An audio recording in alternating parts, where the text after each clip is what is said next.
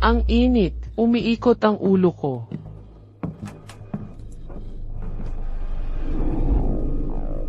$203.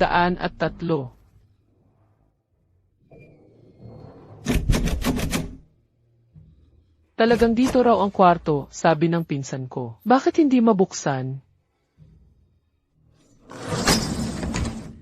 Bumukas. Okay lang. Bibili ako ng gamot sa hangover mo. Huwag na. Hindi naman ako ganoon kadrama. Matulog lang ako ng maayos, okay na yan. At saka, hindi naman ganoon kadelikado tong club na to. Tara na.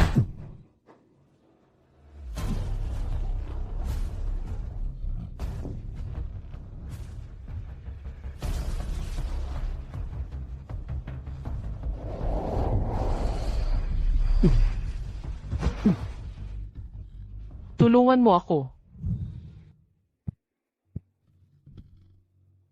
Sino ka? Wow, hindi ko inaasahan yon. Mas gwapo pala ang mga lalaki sa syudad kaysa sa inaakala ko.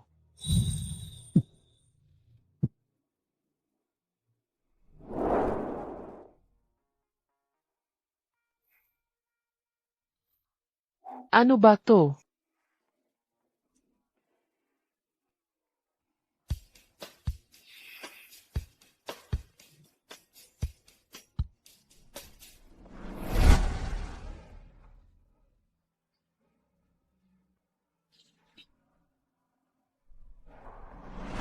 Naku, nasa problema ako. Unang gabi ko sa lungsod, at napakatulog ako sa kliyente ng pinsan ko. Dapat tumakbo na lang ako.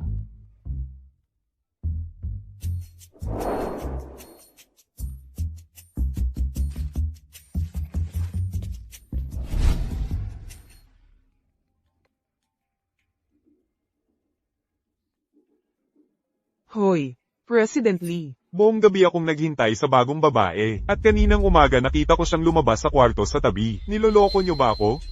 Katabi. Imposible.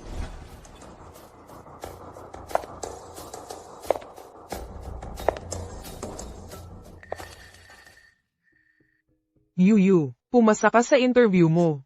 Gawin mo ang best mo, ha? Talaga, pinsan? Ano? Ano ang kailangan kong gawin? Sumama ka lang sa mga kliyente sa pagkain, yun lang. Hindi ba tinutulungan mo si tita sa mga bayarin sa ospital? Heto, uminom ka ng tubig, magpahinga ka, pumunta ka sa kwarto 203 mamaya. Salamat, pinsan. Una, palitan muna natin ang suot mo. Isasama kita.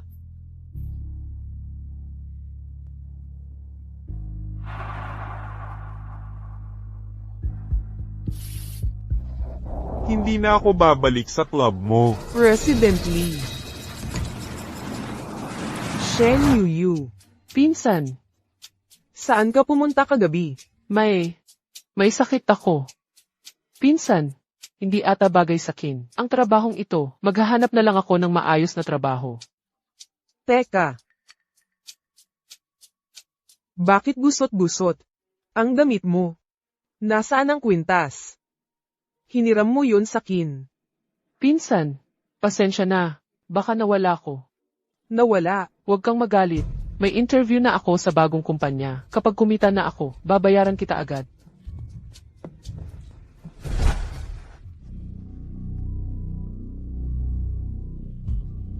Ito. Yung babae kagabi. Hindi ako makapaniwala na hindi ko napansin kagabi. Ang pangit talaga ng mga pasilidad ng club na ito.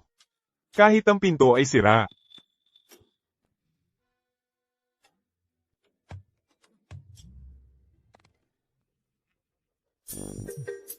G-Fu. Anong nangyari sa'yo? Nawala ba ang dignidad mo? Kung wala kang masasabing matino, manahimik ka na lang. Gusto ko lang malaman kung sinong babaeng astig ang nakapagpabagal sa sariling alituntunin ng ating G-Fu. Hanapin ang may-ari sa loob ng isang araw. Opo. Kamusta? Narito ako para mag-apply bilang gwardiya. Isang babaeng tulad mo, ang mag-a-apply bilang gwardiya, nagbibiro ka ba? Ano na problema sa pagiging babae? Hindi naman sinabi sa job posting na lalaki lang ang hinihel. Binibini. Ang trabaho bilang gwardya ay mas angkop para sa mga lalaki. Pero, Tigil na sa pagtatalo, Day. Sa iyong delikadong balat, dapat umuwi ka na lang, magpakasal, at magkaanak. Hoy, munting babae. Paano ka nang ahas na hawakan ako? Hulihin siya para sa akin. Anong ginagawa ninyong lahat dito? Kung gusto mong magtrabaho, ipakita mo sa akin ang kaya mo. Kumuha ng kahit ano para makipaglaban. may lakas pa ng loob, ha? Kaya hayaan mo akong ipakita sa'yo kung gaano ako katibay.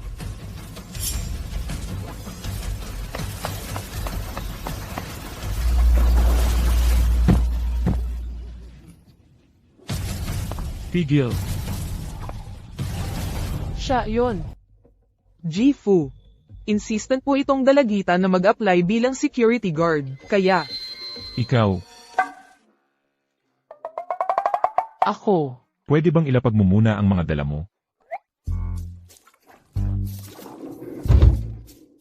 Ang galing mo para sa edad mo. Sayang naman kung mag-guard ka lang. Mula ngayon, maging personal bodyguard mo ako. Close protection bodyguard. Talagang hindi niya ako nakilala. Jifu. Bakit siya ang napili? Malakas din naman ako. Security, palayasin niyo itong manyakis na to. Bawal siyang tanggapin sa kahit anong kumpanya sa Gemsheng. Opo, sir. Jifu, pasensya na po. Jifu, pasensya na po. Jichuan, pasensya na po. Ang lupit naman. Hindi ko inasahang ganun siya kawalang awa. Kung malaman man na nakipagtalik ako sa kanya, magiging ganun din kaya ang kalalabasan ko. Miss, pasensya na po talaga sa nangyari ngayon. Bukas, ako mismo ang tutulong sa iyo sa onboarding. Sa totoo lang, parang hindi naman talaga bagay sa akin ang maging close protection bodyguard. Baka dapat mag-pass na lang ako. 100,000 kada buwan. Teka, sisiguraduhin kong hindi masasayang ang tiwala ni Ifu. Anong oras ako dapat pumunta bukas? 100,000 kada buwan? Ganon na ba kaganda ang benepisyo? Kailangan kong sabihin agad sa pinsan ko ang magandang balita. kaya pala yung nasa kwarto 202 kagabi ay ang CEO ng Fu Corporation. Si Fu Xian. Posible kayang si Shen Yuyu ay nakasungkit na ng isang big time.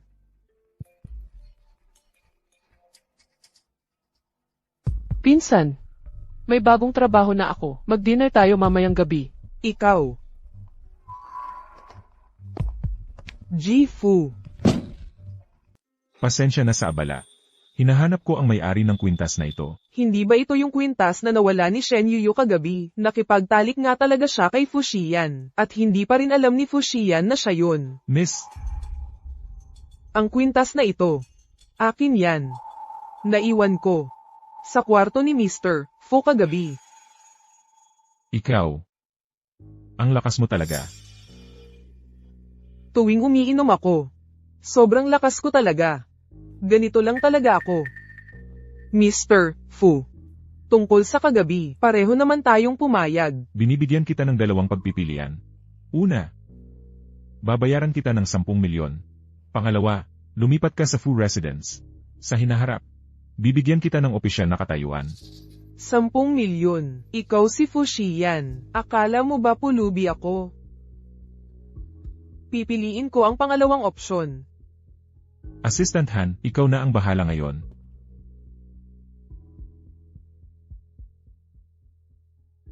Salamat, Mr. Fu.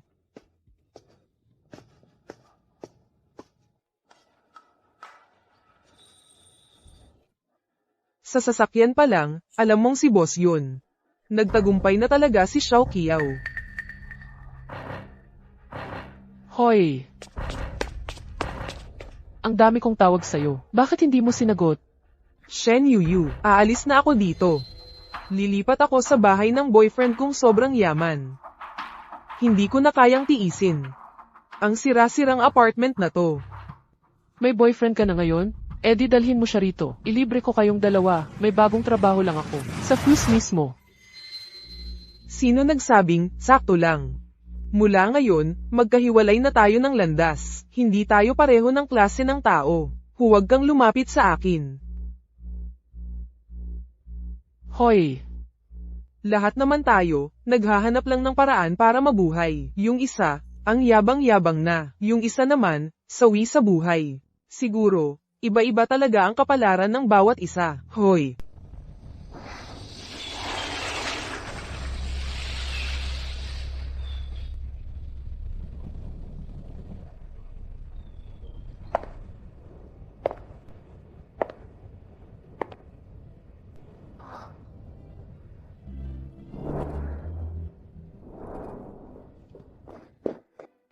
Kumusta?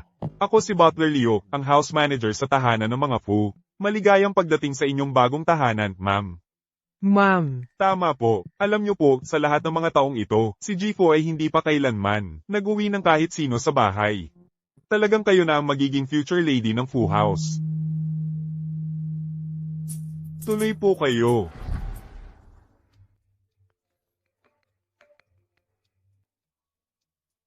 Assistant Han. Binibining Shen. Medyo nolasing ng kaunti si Jifu. Kailangan kanyang sunduin. Ah, hindi ba dapat bodyguard ako niya? Sa loob ng Fu Group, kahit ano ang kailangan sa iyo ni Jifu, iyon ang magiging papel mo. CJ, papunta na ako. Shen Yuyu. Unang araw mo sa trabaho. Kailangan mong mag-iwan ng magandang impresyon sa boss. Kaya mo to. Binibining Shen. May kailangan akong asikasuhin sa opisina. Pakiusap, siguraduhin nyo na makauwi ng ligtas si Jifu. Assistant Han, huwag kang mag-alala. Noong nasa probinsya pa ako, marunong akong magmaneho ng truck na parang pro. Sige. Shen Yu, anong ginagawa mo? Pinoprotektahan kita. Madaling madulas kapag nalasing. Ikaw, ibaba mo ako. Huwag po kayong mag-alala, Yifu. Malakas talaga ako. At magaan ka naman pala talaga.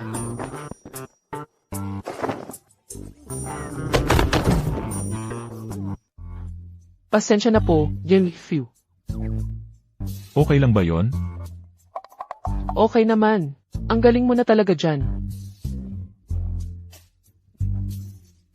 Pasensya na. Pwede bang mas maayos ang hawak mo sa akin?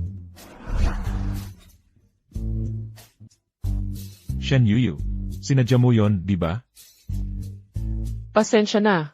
Gusto ko lang sanang tulungan kang tumayo. Pinipigilan ko talaga, promise. Ano nang sinabi mo? Wala. Mauna ka. Huwag mo akong hawakan. Kaya ko namang maglakad mag-isa. Tulungan kita. Huwag na. And few.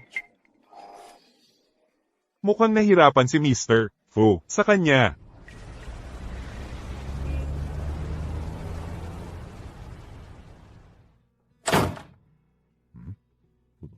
Ito ay Bodyguard ko. Magluto ka nga ng pang-alis ng hangover. Opo, sir. Babae ang bodyguard? Anong nangyayari ngayon? Dalawang babae ang sunod-sunod na pumunta sa bahay ng mga Fu. bumalik na ba si Mr. Fu? Parang narinig ko ang boses niya. Lasing si Mr. Fu. Magluluto ako ng pang-alis ng hangover para sa kanya. Ako na ang bahala. Pero, Ang pagkakataon ko. Dumating na rin. Ginoong few, magpahinga muna kayo. Aalis na ako. Hindi naman. Galit ba sa akin si Ginoong few? Impossible. Unang araw ko pa lang naman sa trabaho. Kailangan kong bumawi sa pagkakamali ko. Ginoong few, paano kung ako na mismo ang mag-alaga sa inyo? Hindi na kailangan. Seryoso. Huwag kayong mahiya. Kaya ko pa rin. Maghain ng tsaa, kumuha ng tubig. Samahan kayo hanggang sa makatulog. Kaya ko lahat yan. Kaya ko rin. Mamamatay ng lamok. Talagang hindi na, seryoso, hindi na. Huwag kayong mahiya. Hindi komportable sigurong matulog ng nakasuot ng damit. Tulungan ko kayong maghubad. Lumayo ka sa akin. Ang laki-laki ng sinasahod ko sa inyo kada buwan. Wala yan. Huwag kayong mahiya. Sige na.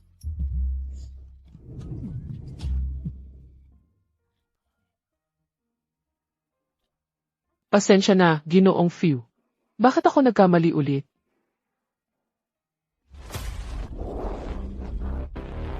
Ikaw.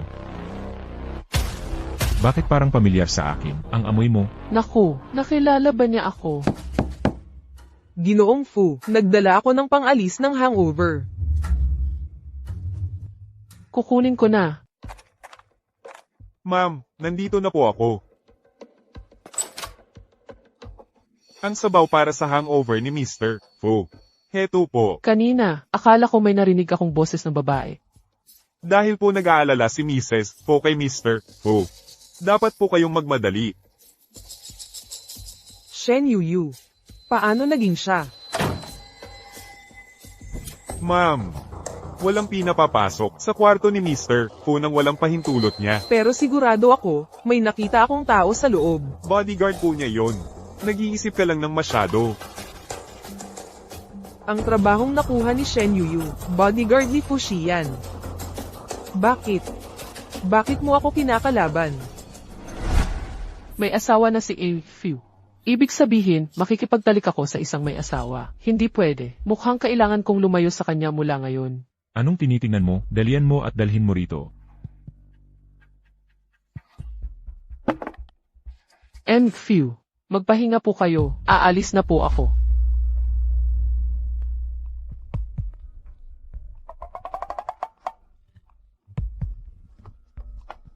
Hindi ba't sinabi mo kanina, ikaw ang gagawa?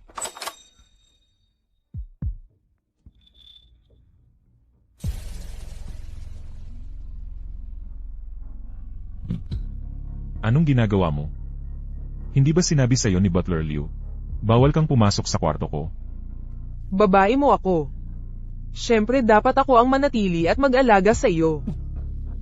Ano yang amoy? May problema ba sa amoy ko? Ano nang kakaibang amoy ito? Bakit iba ang amoy kaysa nung gabing yon? Mr. Fu. Inispray ko ang pabangong ito para lang sa'yo. May na-misunderstand ka ba? Pinapasok kita sa bahay ng mga Few. Para lang panagutan ang nangyari nung gabing yon. Hindi para mag-imbento ka ng mga ideya. At saka, huwag kang pumasok sa kwarto ko nang walang paalam mula ngayon.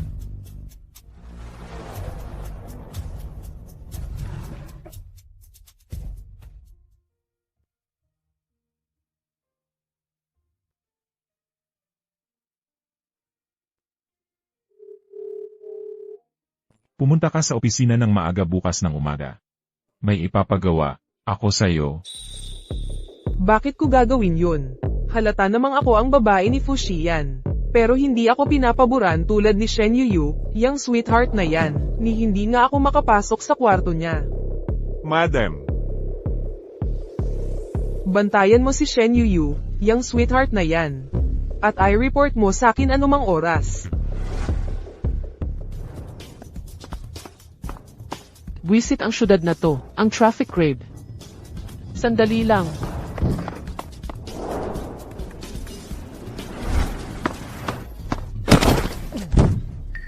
And Few. Sorry, so sorry. Okay ka lang ba?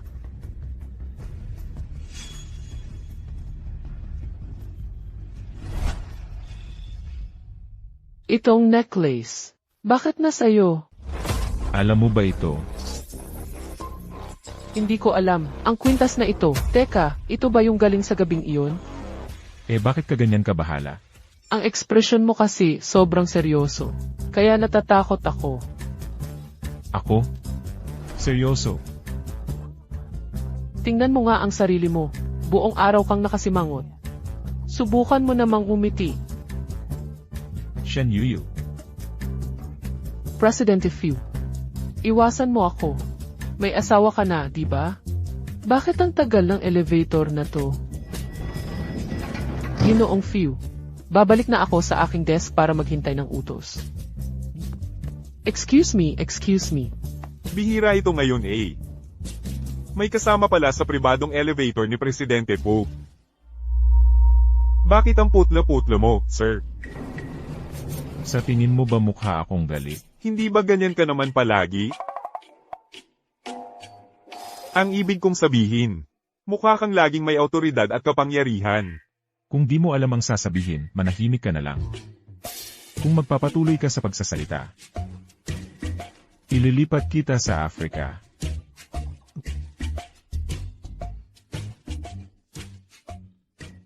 Africa. Buti na lang mabilis ako kumilos.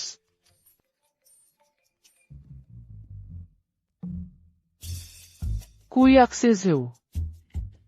Hoy, Kuya Xizu. Yuyu, lumingon ka.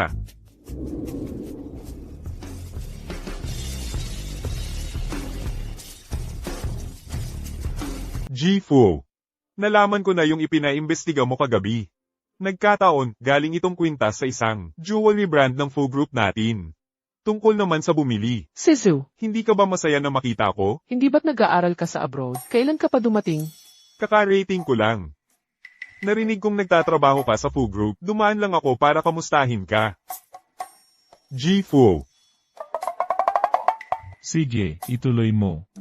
Ang bumili ng kwintas na ito ay si Binibini Kiawei.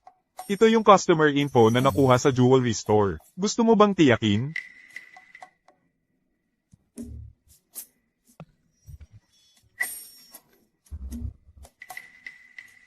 Saan ba nanggaling yang lalaking yan?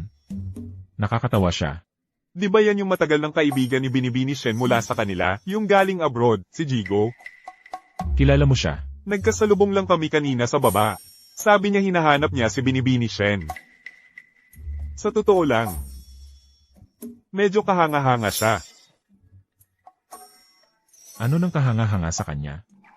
Pangkaraniwan lang naman siya, di ba? Wala siya sa kalingkingan mo. Pero masayahin siya at matamis magsalita. Gusto yan ng mga babae. Tingnan mo kung gaano kasaya si Binibini Shen.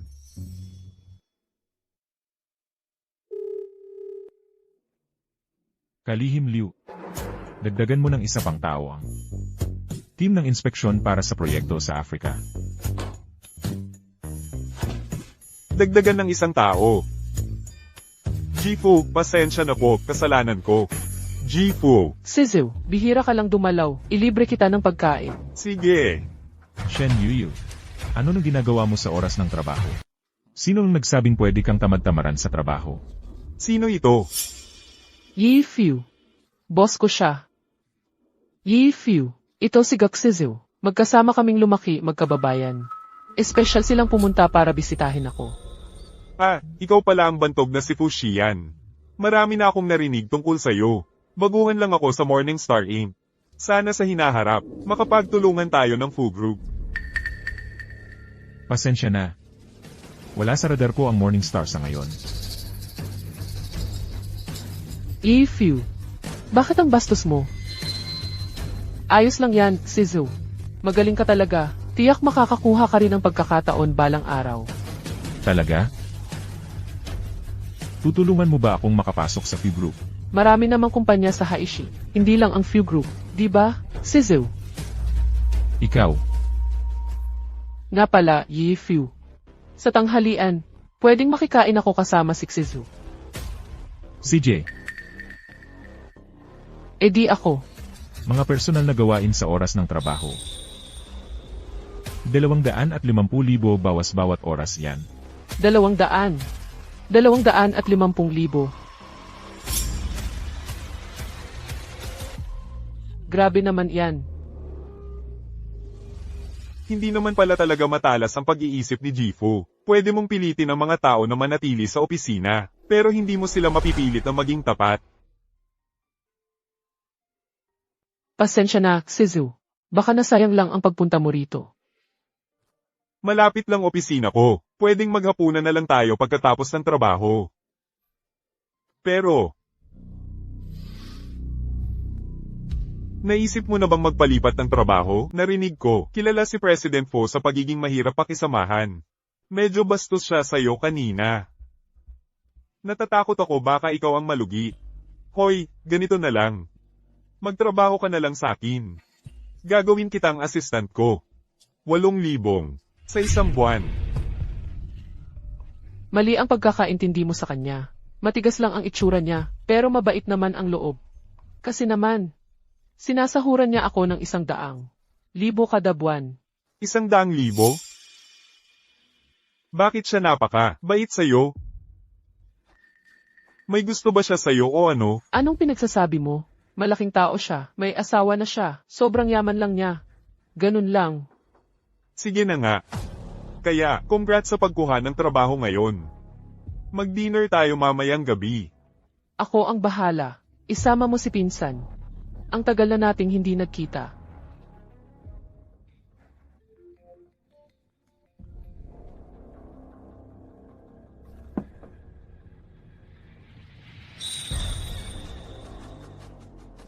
Shen Yuyu, sinabi ko nang huwag mo na akong kontaken. Pinsan, kasama ko ngayon si Xizu. Mag-dinner tayong lahat mamayang gabi. Tama siya, Wei. Si Yuyu ngayon ay right-hand woman na ni President Fu. Sobrang pinahahalagahan siya sa trabaho. Mamayang gabi, dapat talaga siya magpa-dinner sa atin. Sige, magkita na lang tayo. Ako na ang bahala sa pipiliin na restaurant.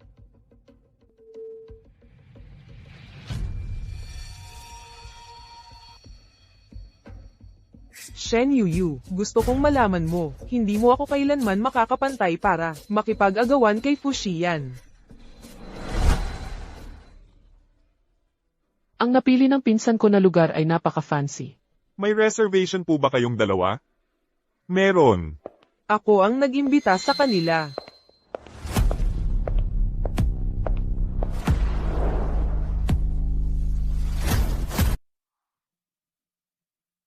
Pinsan! Ikaw nga talaga, pinsan. Ang tagal na nating hindi nagkita. Halos hindi na kita nakilala. Miss Kiao, nasa loob ang VIP lounge. Huwag ka lang ditong nakapatong at mapahiya. Tara na, pasok na tayo. O nga pala, Yuyu. Malayo ang opisina mo dito. Makakaabot ka pa ba? Okay lang. Gabihin ang boss ko ngayong gabi. Hindi ko alam kung maaalala niya ako sa susunod na oras. Hindi naman ako kailangang nakaantabay. Teka. Ang huli na nga. At hindi pa siya umuwi. President Fu, anong tinitingnan mo? Masyado kang maraming oras. Sige na, kumuha ka ng pang midnight snack. Sige, pupunta na ako.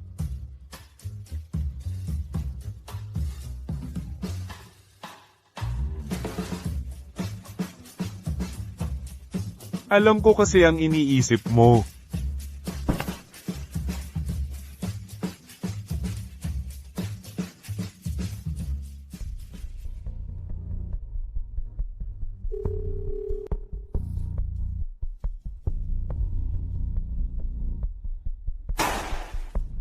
Ako ang bahala sa pagkain. Kayong dalawa, kung may sasabihin kayo, sabihin nyo na. Xiao Kiao. Bihira tayong magkita-kita ng ganito. Anong ginagawa mo? Pinsan, inayos pa ni Xizu. Ang trabaho niya para lang ngayong gabi. Kayong dalawa ang gustong-gustong makita ako. Ang pagpunta ko rito ay sapat ng respeto para sa inyo. Tsaka, mukhang hindi na tayo magkatugma. Xiao Kiao, ikaw. Pinsan, bakit ganyan ang sinasabi mo? Dahil ba sa boyfriend mo? Sino ba siya? Bakit mo ito tinatanong? Gusto mong malaman kung sino ang boyfriend ko. Anong kinalaman mo doon? Eh bakit, nang kayo na niya? Tumigil ka nang makipag-ugnayan sa amin? Ganun pala. Kaya pala ang dinner ngayong gabi ay pakitang tao lang. At ang totoo, gusto mo lang akong pintasan. Shen Yuyu. Sa tingin ko naiinggit ka lang. Kaya ka pumunta rito na may ganitong ugali. Yuyu, hindi ako naiinggit sa mga bagay na pinaghirapan ng tapat. Nag-aalala lang ako sa'yo. Shen Yuyu. Tigilan mo na yang pagmamataas mo. Isa ka lang tandang swerte. Walang utak pero puno ng kapalaran. Paano mo maiintindihan kung gaano kahirap ang buhay para sa akin? Kaya, kapag may magandang nangyari sa akin, hindi ako karapat-dapat. Niloloko lang ako. Ganun ba? Xiao Kiao. Nag-aalala lang kami sa'yo. Huwag na.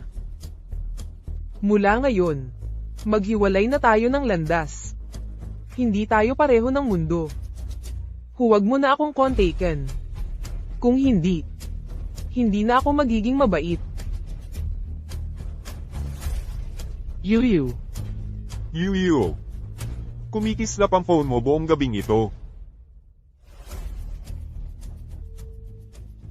Hanzu. Salamat sa Diyos at sinagot mo rin, Miss Shen. Masama talaga ang pakiramdam ng tiyan ni Mr. Fu. Kailangan kanyang sunduin. Ano? Pupunta na ako dyan. Sizu, pasensya na. May biglang nangyari. Tungkol kay Xiao Qiao.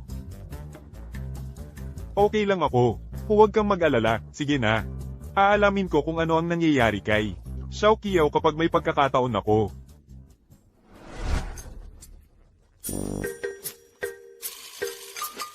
Few. Okay ka lang ba? Hindi ba ikaw ang may sakit ng tiyan? Ako. Sumasakit ang tiyan ko. Sumasakit ang tiyan ko. Masakit ang tiyan ko. Eh bakit ang dami mong kinain? Busog na ako. Masyado yata akong nagpakasasa. Pasensya na. Ibig kong sabihin, may pera naman tayo, pero hindi naman dapat tayong kumain ng ganito. Okay ka lang ba? Gusto mo bang tulungan kita? Arf. Hindi na ako makagalaw. Huwag kang mag-alala, nandito ako.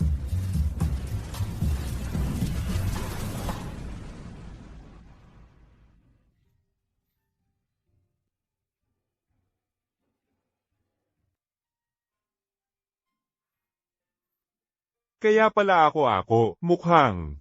Promotion na ang kasunod ko, ano?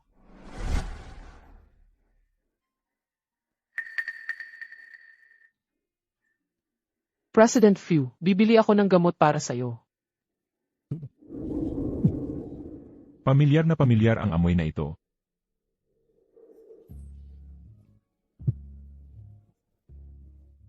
Shen Yu. Ikaw na naman, cute. Bumalik na si Mr. Fu. Pasensya na, Jim Few. Kanina lang. Teka, mali yata. Hindi ba ikaw ang unang humalik sa akin? Baka sobra akong uminom. Sobra ang ininom. Pero wala akong naamoy na alkohol sa iyo. Dapat magpahinga ka muna.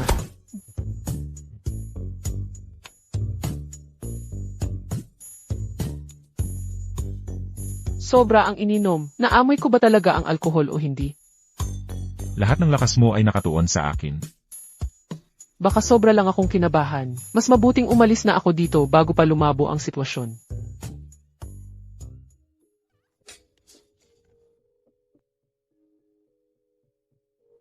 Nagkasugat si Miss Qiao. Hindi naman malala. Magpahinga ka muna ngayon. Sige. Papabilihin ko si Assistant Han ng gamot para sa'yo. Subukan mong matulog ng maaga.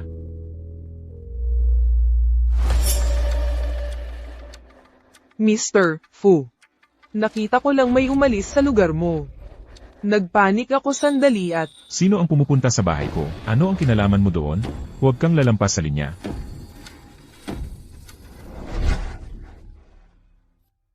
bakit ang layo mo sa akin? Mula nang dalhin mo ako sa bahay ng Fu. Hindi mo man lang ako tiningnan kahit isang beses. Kung ganoon nga, bakit mo pa ako binigyan ng pangalawang pagpipilian noon pa? Ulitin ko. Ang pagpunta sa pamilya Fu ay sarili mong desisyon. Ginawa ko lang iyon para bumawi sa gabing iyon. Wala nang iba. Kaya pala bayad lang iyon, ha? Sa mga mata mo. Hindi ba ako kahit kasing husay ng pangit mong bodyguard? Ano ang sinabi mo? Kasama ko si Shen Yu. Kailan pa naging karapatan mong siraan siya? Hindi siya tulad ng sinasabi mo. Mali ako. Nagsalita ako ng walang pag-iisip. Lumampas na ako sa linya.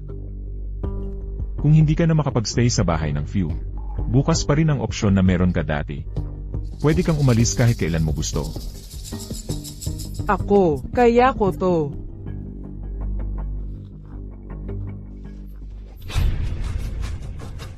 Shen Yuyu, si Shen Yuyu na naman. Bakit hindi ako kasing galing niya?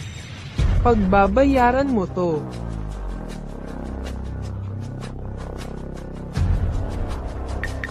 Imbes na ako ang alalahanin mo, bakit hindi mo alagaan si Shen Yuyu? Narinig kong napakasama ni Fu Xian. Babaero siya, ni hindi alam ng lahat kung ilang babae na ang nakarelasyon niya. Yu. Bukas ng umaga. Hayaan mo akong ihatid ka sa trabaho. Narinig ko ang tungkol kay Fu Xian. Hindi siya mabuting tao. Siya.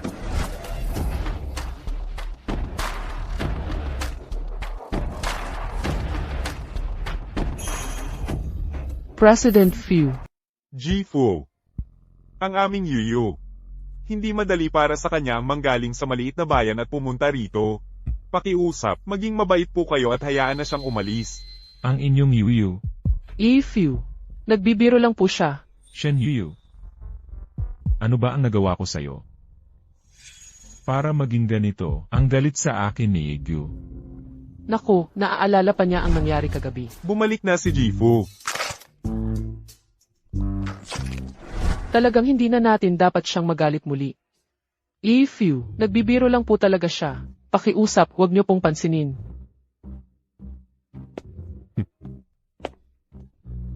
Sizu, hahanapin kita sa lunch break. Fu. Yuyu, ikaw. Fu, narito po ako. Mula ngayon, ipinapangako ko na mananatili ako sa aking tungkulin. Hindi iwan ang inyong tabi kahit saglit. Ang kamay ninyo, ayos na po ba ngayon? Alam mong nagkamali ka, ngunit naglalakwat ka pa rin sa oras ng trabaho. Walang disiplina talaga. Lunch break ko naman po, di ba? Lunch break man o hindi. Ngayon kailangan mo ring maging personal assistant ko. Kumuha ka ng tanghalian ko, magkape. Hindi ba yon ang trabaho ni Assistant Han? Abalang-abala talaga si Assistant Han ngayon. Oo. Sobrang abala ako nitong mga nakaraang araw. Hindi ko kayang gawin ang lahat mag-isa. Ayaw ko pa rin. Fu. Napagkasunduan naman natin sa simula, na bodyguard lang ang trabaho ko. Kung magpapatuloy kayo nito, Dadagdagan ko ng 50,000 kada buwan. pwede palang magbago ang usapan, ha? Salamat po, Fu. Gagawin ko ang lahat ng makakaya ko. Kaya, lunchtime, pumunta ka muna sa bahay ko at kunin ang malinis kong damit. Copy. Opo, sir. Garantisadong matatapos ang misyon. Fu. Masamang balita. Biglaan pong umuwi mula sa ibang bansa si Madam. At diretso po siya sa inyong bahay. Ano? Naku. Malamang magkakasalubong na sila.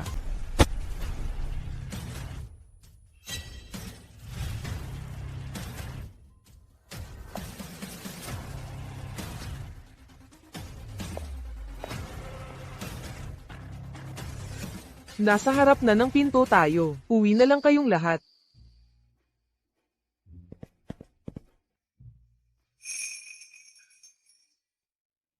Mahigit 10 taon na simula nang bumalik ako sa States. Grabe, ang laki na ng pinagbago.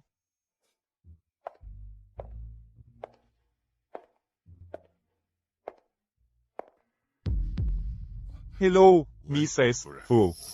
Ano yon?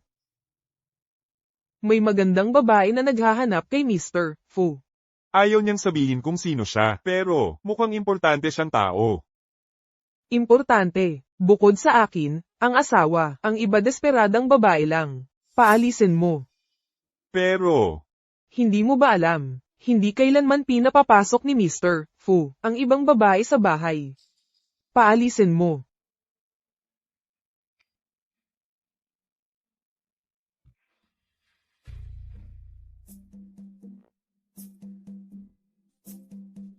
Ang tarantado, nakatira mag-isa sa malaking bahay na ito, ayaw pang maghanap ng manugang para sa akin.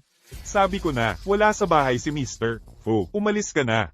Ayos lang, maghihintay ako, gawin mo ang trabaho mo. Hindi mo ba naintindihan? Ang sinabi ko, sobrang abala si Mr. Fu para asikasuhin ang mga babaeng walang hiya na nagpapakita ng interes sa kanya. Lumabas ka, ngayon din. Mag-ingat ka sa pagsasalita. Ako ay... Wala akong pakialam kung sino ka. Lumabas ka na, labas, labas. Ma'am, ayos ka lang ba? Ayos lang ako. Ano ang tawag mo sa akin? Tinawag mo akong ma'am. Butler Liu, paano mo tratuhin ang bisita ng ganyan? Paano kung... Importanteng bisita siya para kay Infew. Bisita, isa lang siyang, desperadang babaeng pumasok ng walang palem. Ikaw. Hindi ganyan kumilos si Infew. Nag-aakusa ng hindi alam ang buong kwento. Shen Yuyu. From di ka. Akala mo importante ka, ha? Wala to sa kung saan galing ang isang tao. Nasa pag-ugali yan. Dahil lang wala kang modo, hindi ibig sabihin wala ng iba. Ngayon ka pa nagpapakamataas? Sige. Gusto kong makita. Kung, habang nandito ako ngayon, makakapasok pa siya sa bahay ng mga Fu. Pwede ba siyang pumasin o hindi? Hindi ikaw ang may pasya niyan. Ji Fu. Pumasok ng walang palem ang babaeng ito sa bahay. Pinapalayas ko lang siya. Binibini Shen, laging may gulo. Nanay. Bakit ka ba bigla-bigla na lang sumusulpot? Madam. Ikaw ang nanay ni Gifu. Nako, huwag mo na akong tawaging ate. Bakit mo pa ako tinatawag na ate? Matamis ang bibig ng batang ito. At mabuti rin ang puso niya. Kung hindi, matagal na sana akong nasaktan.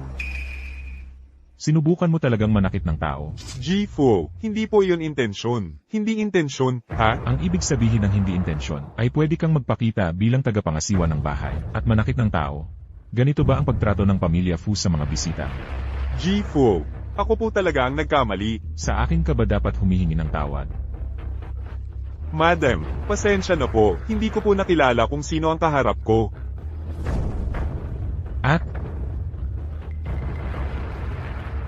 Binibini Shen, pasensya na po, pasensya na po. Wag na. Basta't ayos lang si madam, okay na yon. at saka, tinanggal ka na. Ji Fu, hindi niyo po ako pwedeng tanggalin, kahit anong pagkakamali ko. Para naman po sa pamilya Fu lahat yon. Nakasalalay sa akin ang buong pamilya ko. Paano na ako mabubuhay kung mawawalan ako ng trabaho? Ji Fu. Tama na. Masaya ang pakiramdam ko ngayon, kaya palampasin ko na ito. Huwag na itong maulit. Salamat po, madam. Salamat po, Ji Fu. Umalis ka na.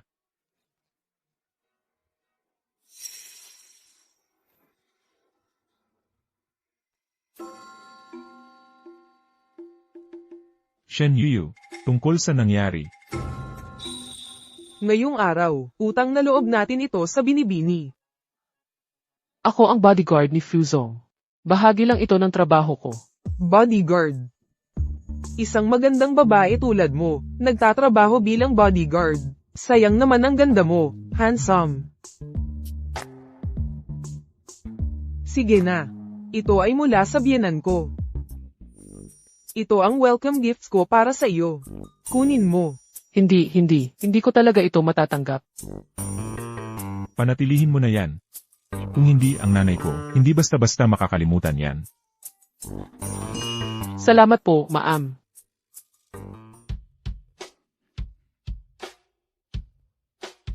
Ngayong araw, medyo pagod na pagod ako sa biyahe. Pagod na pagod ako. Ayan. Magpapahinga muna ako. Kaya, ang pasasalamat ay ipagkakatiwala ko na sa iyo. Gets go.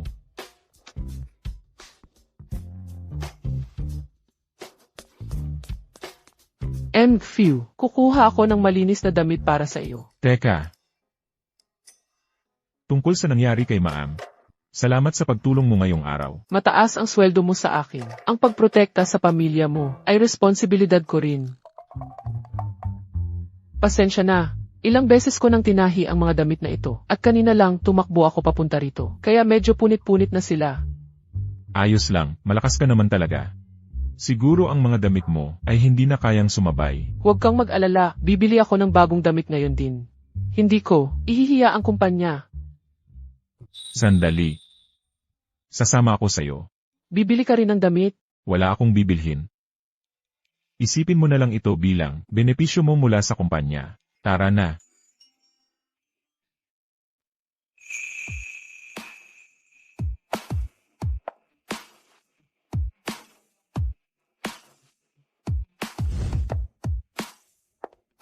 Ma'am, dito po.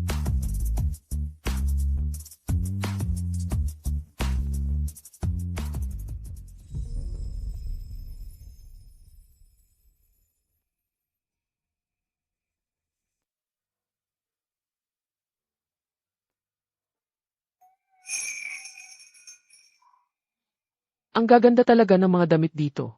Pero sa tingin pa lang, ang delikado ng hawakan. Sa pangangalaga ng mga kamay kong to, masisira ko agad yan. Miss, dekalidad talaga ang mga damit namin. Kung ayaw mo sa mga mabulaklak na estilo, eto, ano sa tingin mo? 150,000 piso lang ito. 150,000. Ang mahal naman yan, parang ginto naman ang pagkakagawa. Balot mo na lahat. Isipin mo na lang tong pasasalamat sa pagligtas mo sa nanay ko. Hindi, di pwede. Ang pagligtas ng buhay ay nararapat lang gawin. Di ko matatanggap to. Pero miss, may special promo kami ngayon. Beating 8. 18% ang bawas. Malaking tipid yan, President Few. Dapat bilhan mo ng ilang set si Kinrick Few. Ang nanay ko, ayaw niya sa ganyang estilo. Pero ikaw, isipin mo na lang company perk at i-charge mo sa kumpanya. Ganun, makakatipid pa ang kumpanya. Company perk ha? Di dapat talagang magtipid tayo.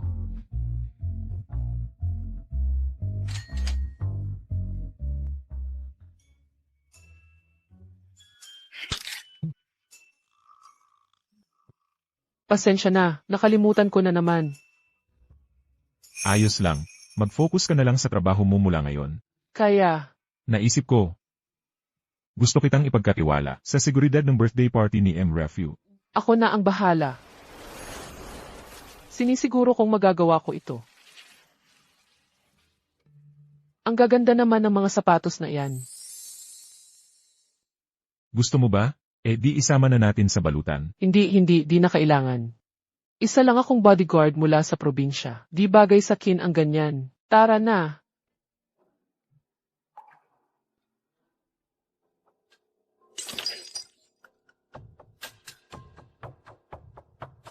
Para akong hangin sa'yo, pero may oras ka pang magbonding kay Shen Yuyu, namimili at bumibili ng kung ano-ano.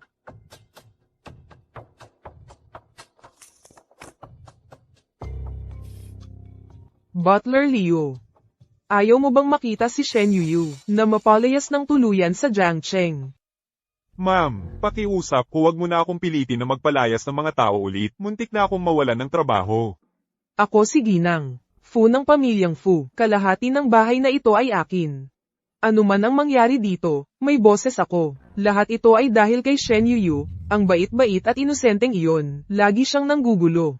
Pero sa totoo lang, Kung hindi siya nagpapanggap na mabait, bakit kaya magagalit nang ganoon si Jifu? talagang tiwala sa kanya sina Jifo at ang asawa niya. Mahihirapan na ako mula ngayon. Kaya nga, habang nandito siya, wala tayong magiging kapayapaan. Ano ba ang ibig mong sabihin? Narinig ko, siya ang namamahala sa birthday party ngayong taon. Gets ko. Kapag nagkamali siya, sa harap ng lahat ng tao, sa tingin mo ba, pagtitiisan pa siya ni Jifu? Naiintindihan ko.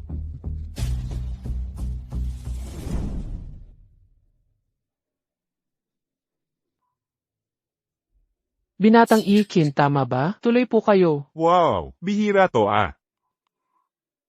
Kailan pa nagkaroon si Fuxian ng babaeng bodyguard? Ang payat niya, mukhang hindi siya gaano makakatulong. Huwag kang magbiro tungkol sa personal kong bodyguard. Tingnan mo naman, ang protective mo. Relax ka lang, hindi naman siya ang tipo ko. Magandang gabi po, Yifu. Mukhang maayos ka naman, ipagpatuloy mo yan. Huwag po kayong mag-alala, Yifu. Ang party mamayang gabi ay magiging maayos. Hoy, nasaan ang cellphone ko? Nasaan ang bag ko? May problema po, Jifu. Maraming tao ang nawawalan ng gamit. Natatakot ako na may pumasok na magnanakaw. Anong nangyayari, Shen Yuyu? Hindi ba't ikaw ang may hawak ng seguridad ngayong gabi? Lahat ng bisitang pumasok, mabuti kong tiningnan. Talagang walang paraan para makapasok ang iba. So, ano ang sinasabi mo? Sinasabi mo ba, ang mga kilalang bisitang ito, ay mga magnanakaw? Tinatawag tayong magnanakaw. Ano ba ang ibig sabihin niyan? May nawala, at ngayon tayo ang sinisisi nila. Hindi yan ang ibig kong sabihin. Lahat, huwag kayong mag-alala. Ano man ang nawala, pangako ko, mababawi ko yan. Sa totoo lang, ang pinaka hindi mapagkakatiwala ang tao dito, ay malamang ikaw, Shen Yuyu. Kung tatanungin mo ako, baka ikaw mismo ang nagplano ng lahat ng ito. Ikaw, Huwag mong akusahan ang mga tao nang walang ebidensya. Presidente Fu, hindi lang ito basta paratang. Lahat ng narito ngayong gabi ay mga VIP, walang dahilan para magnakaw ang sinuman. Maliban sa ilang mga tao, na walang estado at pera. Shen Yuyu. Tingnan natin kung paano mo lulusutin ito. Ang magsabi ng mga bagay ng walang patunay, ay paggawa-gawa lang ng kwento. Huwag kang mag-alala, naniniwala kami ni Xian sa'yo. Pakiusap, lahat, manatiling kalmado. Ang pamilya Fu ay tiyak na magbibigay ng paliwanag sa lahat. tama. Isang pasukan at labasan lang ang bahay ng Few. Kung sasara lang natin ito, hindi makakatakas ang magnanakaw. Ikukulong tayo. So, hindi na tayo pwedeng umalis ngayon. Kasalanan mo ito. Bakit mo sinasayang ang oras namin? Sino ka ba, Shen Yuyu? Kung nagalit mo ang mga VIP na ito, kaya mo ba talagang harapin ng mga kahihinatnan? Ako, Sundin mo lang ang sinabi niya. Kung may mangyaring mali, ako ang mananagot. Xian, hindi ba't ito ay paghahanap lang ng gulo? Ano, may mas magandang ideya ka? Kung kaya niyang sabihin, naniniwala ako sa kanya, kaya niyang gawin. Mahina at batang babae lang siya. Sa tingin mo makakahuli siya ng magnanakaw? kaya ko. Noong nasa amin pa, marami na akong nahuling magnanakaw. Dahil ang ninakaw ay isang telepono. Basta tawagan lang natin ang telepono, bago pa dumating ang mga pulis. Galing ka pala sa probinsya. Naghuhuli ng magnanakaw, talaga.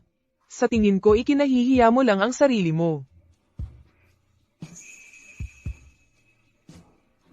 Huwag kang tumakbo. Hulihin mo siya.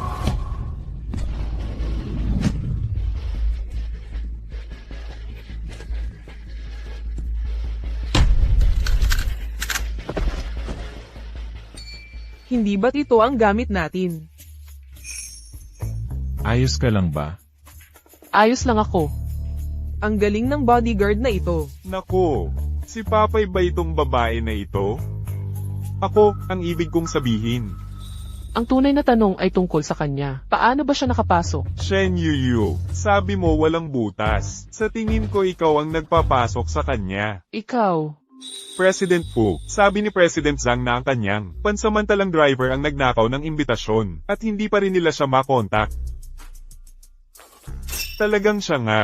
Kaya pala may nakapasok na may pekeng imbitasyon. Kaya nga pala, kahit na sobrang higpit ng seguridad, walang nakahuli. Mukhang malaking pagkakamali lang ang lahat. Hayaan na lang natin ang pulis ang bahala. Pasensya na, pakawalan mo na ako. Nakailag siya ulit, ang cute, ang swerte niya talaga. Nagkagulo lang, pasensya na at nasira ang mood ninyong lahat. Pero dahil nandito ang napakagaling na bodyguard, wala nang magiging problema. Ngayon ko lang nakita ang babaeng kayang lumaban ng ganoon. Mr. Fu, nakahanap ka talaga ng tunay na kayamanan. Oo nga, seryoso. Xian, parang powerhouse ka, kaya mong harapin ang 10 lalaki mag-isa.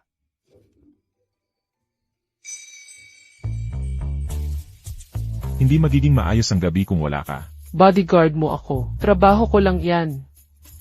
Anong ibig mong sabihin na, trabaho lang? Ang galing mo, karapat-dapat kang magkaroon ng gantimpala. Maniwala ka sa akin. Ngayong gabi, samahan mo ako sa aking kaarawan. May trabaho pa ako. Pwede namang hintayin ang trabaho. Madumi na ang damit mo. Halika, samahan kita magpalit. Tara na.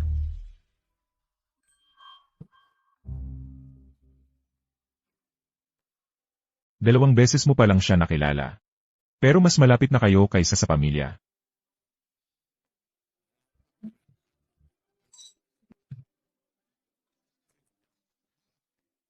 Xian, sinasabi ko lang, ang bodyguard mo, magaling lumaban, oo. Pero ang ganda niya ay, medyo kulang. Ipapakilala kita sa ilang top beauties. Yan.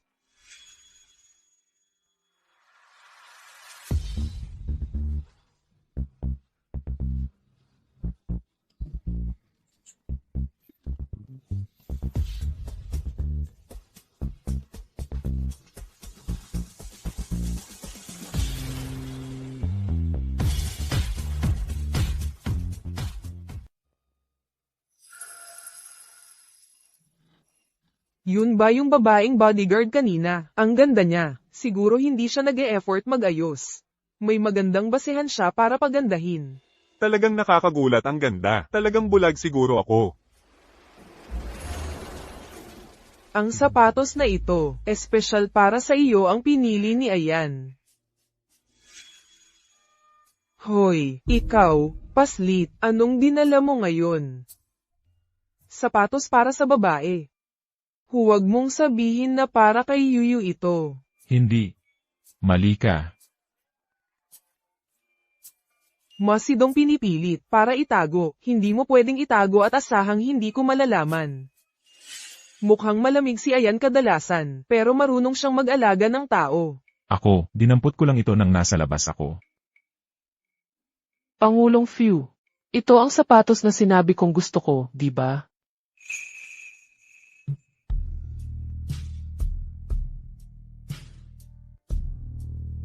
Hoy!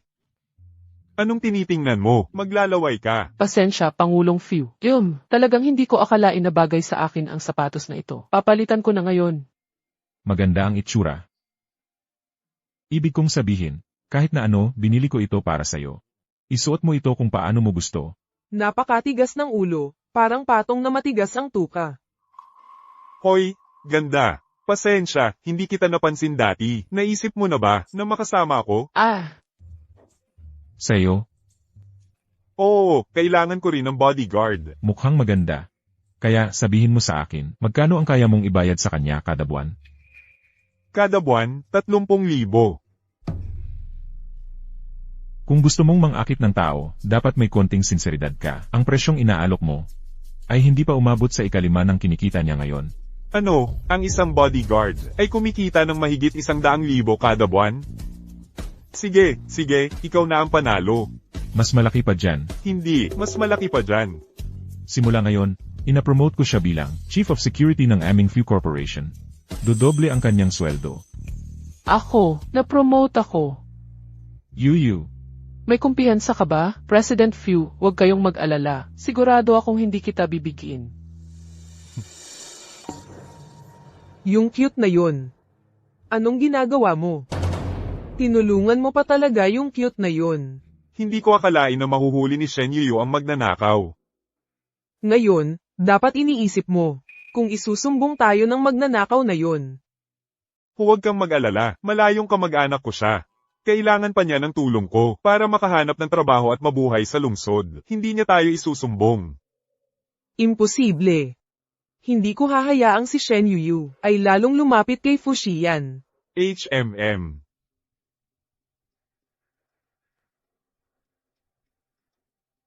Hello. Boozy Show.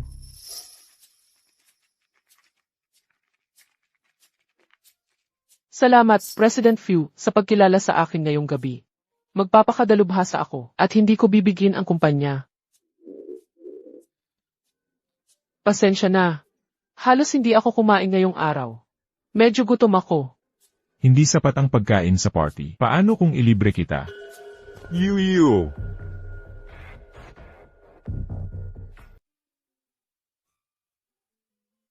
Sinundo kita. Sizo, kailan ka pa dumating? Jifu, nakita ka raw ng boyfriend ni Xiao Qiao. Nag-alala ako at gabi na, kaya, sinundo na kita. Nandito rin ang boyfriend ng pinsan ko. Sabay na tayong kumain. Isama natin ang boyfriend niya. Ako ang bahala sa treat. Tara na. Ay, muntik ko nang makalimutan. Nandito rin pala si Ifu. Yung si Gifu. Pasensya na, may gagawin ako mamayang gabi. Kita na lang tayo sa susunod, tayo lang dalawa. Tara na. Kailangan ba talagang ganyang kalinaw ang paghihiwalay natin? Ay, Gifu, nasaan ang relo mo? If nawala ang relo mo. Ay, nga. Saan kaya napunta ang relo ko? Shen Yu, tulungan mo akong hanapin ang relo ko.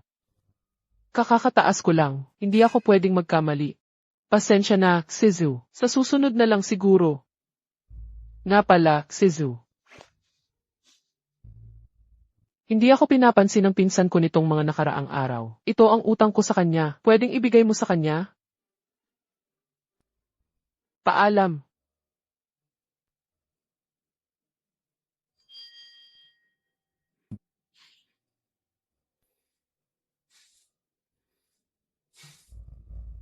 Hindi talaga mabubuhay ang lugar na ito kung wala ako.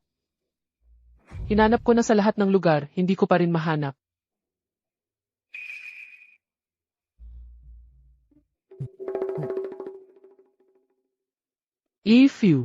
Wag mo namang sabihin na nakalimutan mong magrelo.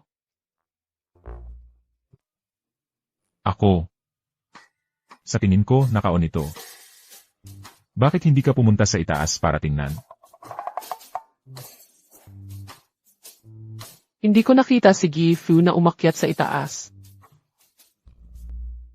Medyo mahirap talaga siyang lokohin. Mayordomong Liu, Gifu, maghanda ka ng merienda para sa gabi.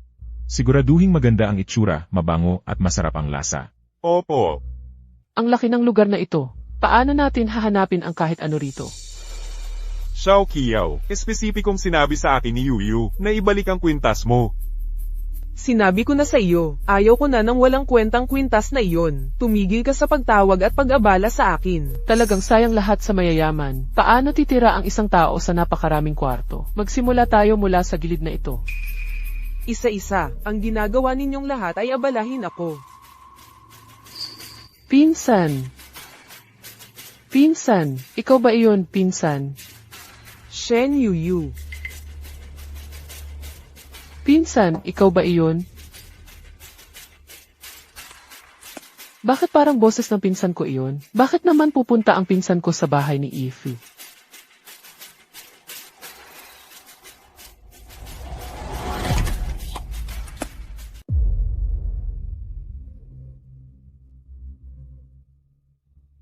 Teka, hindi tama yon.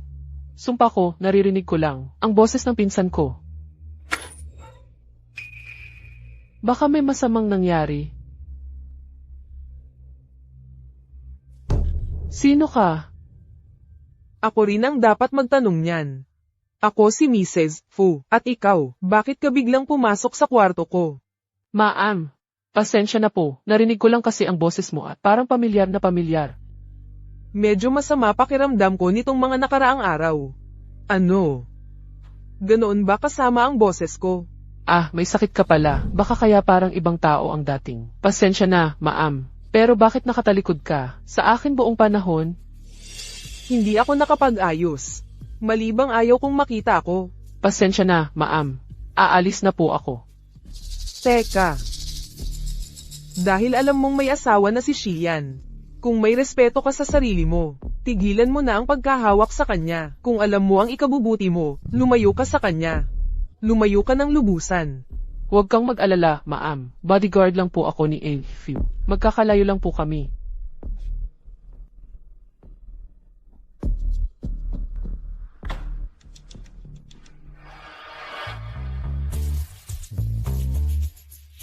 Bakit ang tagal mong hanapin? Nahanap ko na ang relo. Alis na tayo. Kain tayo ng midnight snack. Hindi na, okay lang. And few. Salamat sa pag-aalala mo, pero empleyado lang ako. Dapat maglaan ka ng oras. Para sa asawa mo, aalis na ako. Asawa. Sandali, tungkol ba kay Kiao Wei ang sinasabi niya? Si Yuyu. Kakatapos ko lang maghatid ng kliyente. At magbabar sana kami. Siya, tapos na siya sa trabaho. Tapos na sa trabaho.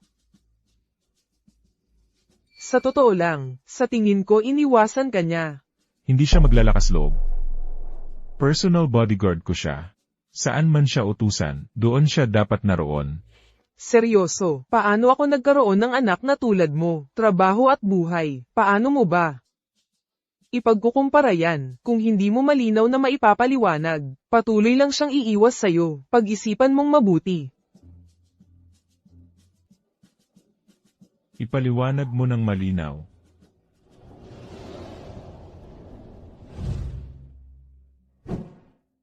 Nasaan siya?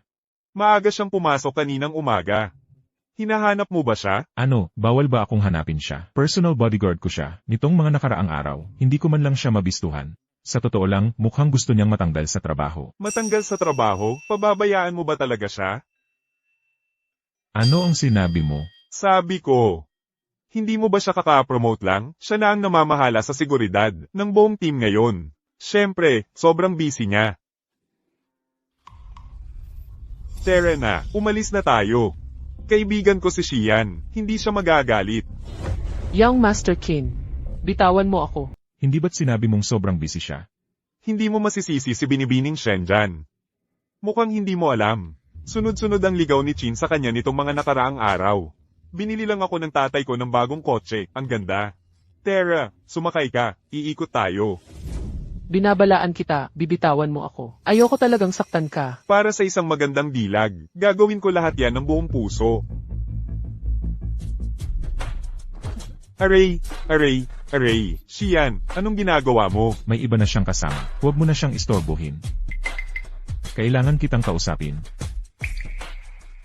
Ginoong Qin, naisip ko lang namang mag-drive. Tara na. Sige, tara na. Sandali. Maglalakad-lakad lang din naman ako, ngayon. Seryoso ka?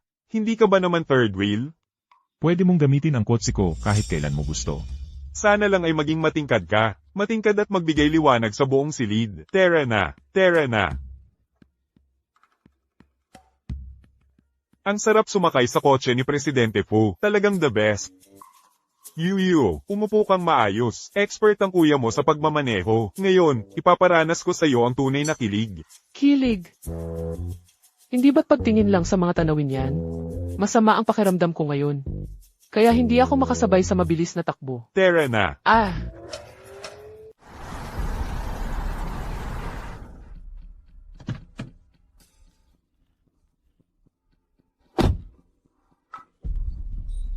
Anong nangyari? Hindi ko naman pini-Saturday ang gas. Medyo may ubot sipon na ako. Tapos, hindi ako sanay sa mabilis na biyahe. Ako. Bakit ako nilalagnat ngayon? Bilis, dalhin mo ako sa ospital. Pag-uusapan natin ito mamaya.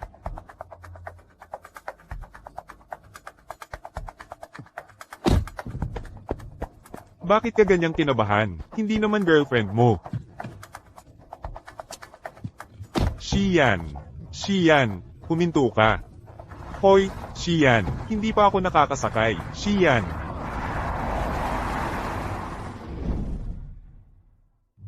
Magtiis ka pa ng kaunti. Malapit na ang doktor. Ikaw ba yung gwapong lalaki no ng isang gabi? Ano nung pinagsasabi mo? Anong gabi? Hayaan mong alagaan kita ng kaunti.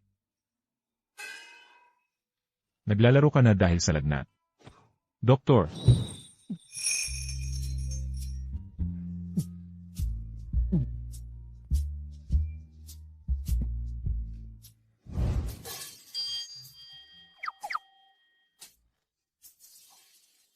Nasaan ako? Sa ospital. Ay, gising ka na. Ang gulo kagabi. Ha? Hindi mo naalala, ikaw at boyfriend mo. Aalagaan na naman kita. Tungkol ba sa kagabi, dito kasama si Gifu? Oo, wala ka talagang idea kung gaano kaingay. Kagabi, nanunood lang kaming lahat, talagang nabigla. Napagod din ang boyfriend mo. Teka, tama na yan. Bakit hindi ko na naman makontrol ang sarili ko? Halos nakipagtalik ka kay Fu sa harap ng lahat. Dahil lang naman takot ka sa injection, di ba? Hindi naman talaga yun malaking bagay. Injection. Oo, kailangan naming turukan ka, pero sobrang taas ng lagnat mo, nawala ka na sa sarili. Kahit anong gawin namin, hindi ka namin mapigilan. Kaya pala tungkol sa injection. Akala ko.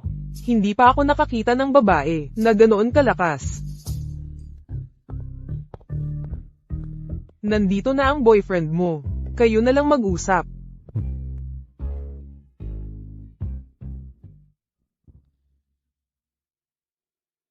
Gumagaling ka na ba? If tungkol sa kagabi, wala naman akong ginawang hindi angkop sa'yo, di ba? Ano bang pinagsasabi mo tungkol sa gabing yon? Sinabi mo pa nga na gusto mong alagaan ako. Noong gabing yon, wala naman akong sinabing nakakahiya, di ba? At Ano pa? paulit-ulit kang nagkukwentong barbero. Buti na lang nagawa naming pigilan ka. At pilitin kang turukan, saka ka lang nakatulog.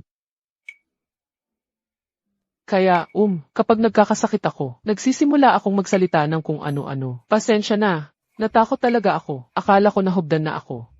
Tingnan ko kung may lagnat ka pa. Salamat talaga sa pag-aalaga mo sa akin. Pero sa totoo lang, may asawa ka. Dapat may distansya tayo. Wala akong asawa. Malibang akala mo. Tama na.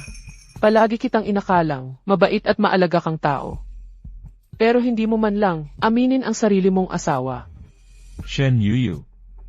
Hindi ka nagtitiwala sa akin. Ako, Yuyu. Ayos ka lang ba? baka, hindi pa ako ganap na gumagaling. Kaya magpatingin ka ulit. Bibigyan kita ng ilang araw na pahinga. At pinadalhan kita ng sopas ni Butler Liu. Salamat, Presidente Fu.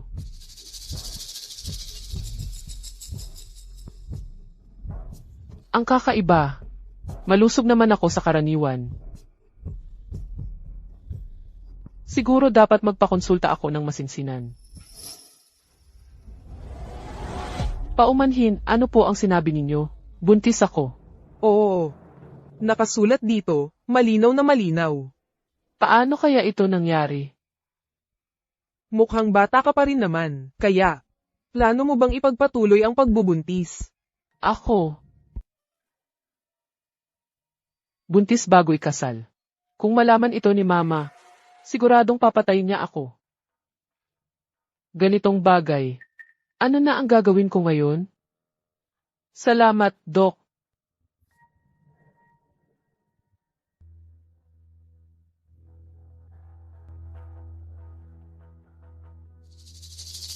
Hello, ma'am. Mukhang buntis si Shen Yuyu. Ano? Ulitin mo. Buntis si Shen Yuyu. Nakita ko mismo. Imposible. Hindi niya pwedeng panatilihin ang batang ito. Talagang hindi dapat malaman ni President Fu.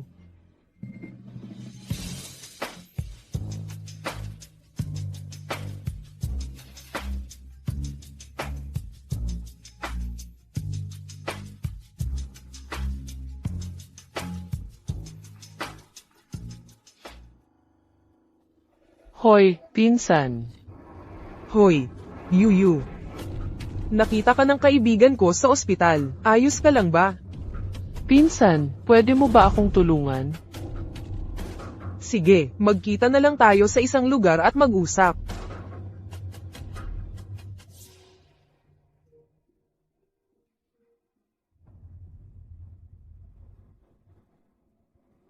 Ano ba ang nangyayari? Kaninong anak ang dinadala mo? Ako. Hindi mahalaga kung kanino. Dadalhin kita para magpa-aborsyon. Tapusin na ito. Ang tanga-tanga mong pinsan. Hindi mo nga masabi kung sino ang ama ng sanggol. Paano mo haharapin ang anak mo sa hinaharap? Buhay pa rin yan sa huli. Nagbubuntis ka bago magpakasal. Walang paraan na tatanggapin yan sa probinsya ninyo. Hindi mo rin kayang buhayin ang bata dito sa lungsod. Siya ay hindi karapat-dapat na isilang. Ipaampon mo na yan. Pinsan, ang anak ko ay karapat-dapat sa pinakamabuti sa mundong ito. Hindi ko siya ipapaampon. Ipagbubuntis ko siya. Shen Yuyu. Sa tingin ko, nawawala na sa isip mo. Noong ipinanganak ako, gusto akong itapon ni Lolo dahil lang babae ako. Lumaban para sa akin ang nanay ko ng buong puso. Kung hindi sumuko ang nanay ko para sa akin, hindi rin ako susuko para sa anak ko. Tama na yan, pinsan, hindi mo na kailangang magsalita pa. Desidido na ako. Aalis na ako ngayon. Ikaw. Ipagbubuntis mo, huwag ka nang umasa.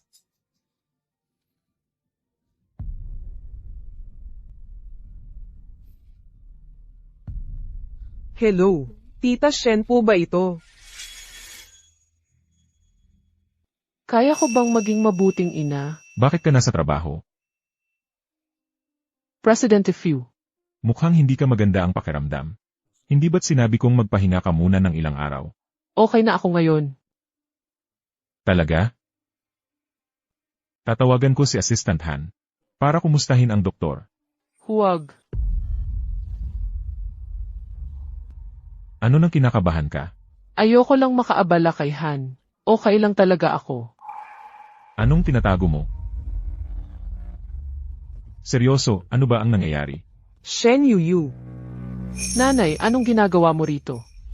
buntis ka. Buntis ka. Nanay, huwag ka sanang magsabi ng ganyan sa harap ng boss ko. Umuwi muna tayo. Ikaw, hindi mo itinanggi, kaya totoo nga, sabihin mo, kaninong anak ito? Hindi ko masabi. Pwede ba nating pag-usapan ito ng mahinahon? Huwag sanang magalit. Sir, nabigo akong maging ina. Pasensya na sa ginulo ko sa harap ninyo. Tara na. Ay patanggal mo ang sanggol. Sumama ka sa akin pa uwi. Nanay, hindi ako magpapa-abort. Ipagbubuntis ko ito. Anong sinabi mo? Ikaw. Nanay, Tita. Heto, uminom ka ng tubig. Doktor. Kumusta na po ang nanay ko? Nahilo lang siya dahil sa pagkabigla. Magiging maayos naman siya. Papaobserbahin muna natin siya sa ospital ng ilang araw. Salamat po, doktor. Kasalanan ko itong lahat. Naging pabata ako. Dahil ito sa akin. Kaya nga nagkaganyan ang nanay ko. Siguro galit na siya sa akin. Huwag mong isipin ng labis. Nag-aalala lang sa'yo si tita. Lahat ng magulang sa mundo ay mahal ang kanilang mga anak. Sila lang ang laging nasasaktan para sa mga ito, hindi ang kabaliktaran. Talaga bang lahat ng magulang sa mundo ay mahal ang kanilang mga anak? Shen Yuyu, kung ayaw mong mag-alala ang nanay mo, di sabihin mo sa akin. Kaninong anak ang dinadala mo? Ako na ang bahala sa gago na yon para sa'yo. Hindi ganoon. Kung malaman niya, matutulad kaya ang pagmamahal niya sa anak niya. Sa pagmamahal ko, hayaan na, sabihin ko na lang sa kanya. Yu, sa totoo lang, ang anak na ito ay iyong. Yuyu. Nay, nandito ako. Ano nang sinabi mo? Ano sa'yo ang anak na ito? Wala, isang taong hindi mo kilala. Yu, salamat po sa lahat ng tulong ninyo ngayon. Kailangan ko na pong alagaan ang nanay ko. Ano ba iniisip ko? May asawa na po si Gifu. Ano ba iniisip ko? Wala namang anuman sa pagitan natin, hindi naman tayo naging malapit.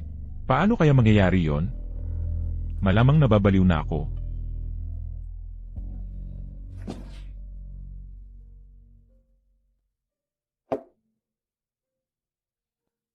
Nay, pasensya na po. Yuyu. Magtapat ka sa akin. Ang sanggol ba na ito ay ng boss mo?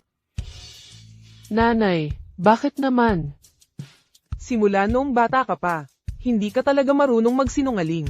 Akala mo ba talaga, may tatago ka sa akin? Ramdam ko, hindi rin niya alam. Bakit hindi mo sinabi sa kanya? Nanay, mabait naman siya. Isang pagkakamali lang yun. Lasing kaming dalawa. At saka, may asawa na siya. Hay nako. Sige na. Talaga bang balak mong itaguyod ang sanggol na ito? Nanay, hindi mo ako pinabayaan noon. Kaya hindi ko rin pababayaan ang anak ko. Lagi ka namang matigas ang ulo. Kung desidido ka na, susuportahan kita. At tutulungan kitang palakihin ang batang ito. Nanay, Hindi mo alam. Nung sabihin sa akin ni Xiao Qiao na buntis ka, sobrang nag-alala ako. Natakot ako baka niloko ka lang ng lalaki. Mula ngayon, huwag mo nang itago sa akin ang kahit ano. pinsan mo pala ang nagsabi sa iyo.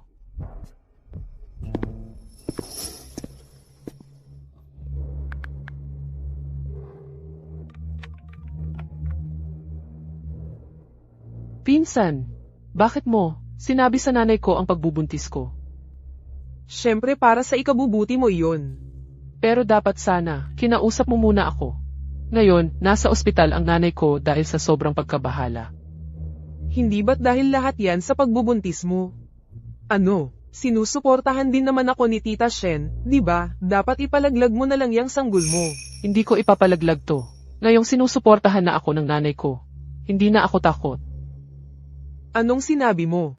Pinsan, narinig mo ako. Itatago ko ang batang ito. Talagang nawawala na sa isip mo. Mula ngayon, huwag ka nang makialam o manghimasok sa mga bagay-bagay ko. Sizu, anong ginagawa mo dito? Kakagaling ko lang sa opisina. Sinabi sa akin ni Assistant Han na nasa ospital ang nanay mo. Anong ibig mong sabihin, baby? Buntis ako. At napagpasyahan kong itago ang batang ito. Ito ang sarili kong desisyon. Sana naman, respetuhin mo iyon. Hindi mo na kailangang magtanong pa. Wala rin akong sasabihin. Yu, ikaw. Buntis? Paano nangyari to? Oo, tinatawagan niya ngayon si Kiao Wei. Tiyak na alam ni Kiao. Anong nangyayari kay Yu? Buntis siya. Matigas ang ulo niya at iginiit niyang itatago yun. Sa tingin ko, gusto lang niyang maging mananira ng pamilya. Kaninong baby ba talaga ang dinadala ni Yu? Kanino? Yung maliit na cute. Ayaw niyang makinig, kaya hayaan mo siyang maging mananira ng pamilya kung gusto niya. Maliit na cute. Yung tao sa paligid ni Yu. Si Fu Xian kaya? Shen Yu. Sunod-sunod, ha?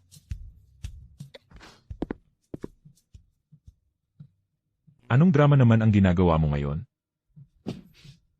Fu Xian, ako ang babae mo. Kahit yung bodyguard mo buntis na ngayon, paano ako hindi magagalit? Sinong nagsabi sa'yo niyan? Hindi akin ang dinadalang baby ni Yu. Huwag kang magkalat ng chismis. Mahal na mahal kita, pakiusap. Magkaanak na tayo. Sinabi ko na sa'yo ang lahat. Hindi ka pa rin umaayaw. Pagod na ako. Ayaw na kitang makita. Binibigyan kita ng 3 araw, para lumayas ka sa bahay ng mga few. Hindi, ayoko umalis. Wala ako sa susunod na mga araw. Ikaw ang bahala. Ayoko lumipat. Babae ako ng pamilya Fu.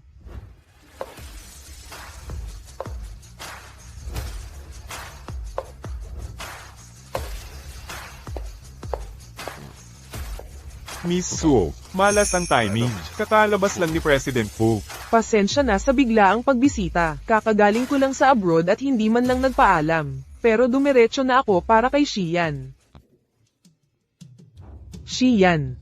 Hindi pa nga naayos si Shen Yu. May bago na naman. Akala mo pwede mo lang siyang tawaging Xian. Ang lakas ng loob mong sampailan ako. Ito si Suzuan, tagapagmana ng Su Group. Kaibigan ni President Fu noong bata pa. Su Group. Yung kilalang Su Group sa Jiangcheng. Narinig ko na ang tungkol sa iyo. Ikaw yung walang hiya na kumakapit kay Xian. At ngayon palalayasin ka na, di ba? Huwag kang masyadong magpakasaya. Sa puso ni Fu Xian, si Shen Yu lang na buntis ang nandoon. Ikaw. At ako, pareho lang tayo. Basta maayos, hindi naman talaga problema. Ano ang ibig mong sabihin? Tulungan mo ako sa isang bagay. Kahit palayasin ka sa bahay ng mga Fu, aalagaan kita. Hindi ako palalayasin sa bahay ng mga Fu. Tigilan mo ang pagloloko sa sarili mo. Mawawalan ka ng lahat. Oh, tutulungan mo akong alisin ang sanggol ng babaeng iyon. At susugal sa bagong landas. Ikaw ang pumili. Ma, Nandito ka na.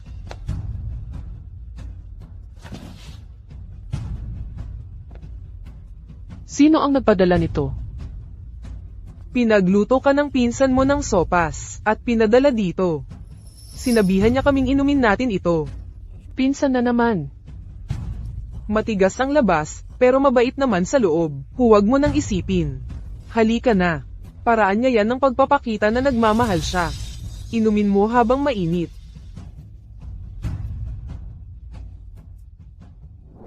Ayan. Narinig ko ang nangyari kay Yuyu. Mabait na bata siya. Magiging mabuting ina rin siya. Itinago niya sa'yo. Kaya siguro may dahilan siya, di ba? Ma, bakit mo na itanong yan? Hala, sige na. Pero sa tingin ko, yung gagong lalaking yun, ayaw kilalanin yung bata. Pero ikaw na lang ang maging ninong. Para magkaroon ako ng apo na lalaki at babae. Mag-usap tayo mamaya. Tumigil ka dyan. Bakit hindi ka pa umaalis? Nagtapon lang ako ng basura, aalis na ako sa loob ng ilang araw. Kanina, anong dinala mo mula sa kusina? Basura. Dati kailangan mo pa ng magpapainom sa'yo, bakit ngayon ikaw na ang biglang nagtatapon ng basura? Tingnan ko, hoy.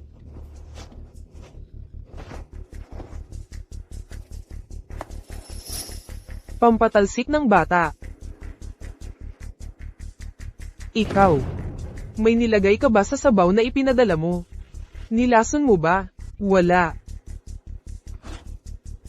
Bodyguard. Pigilan mo siya para sa akin. Wala akong ginawa.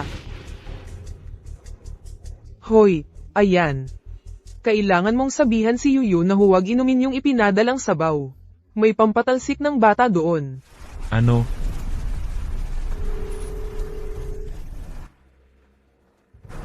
Sagutin mo ang telepono, Shen Yuyu.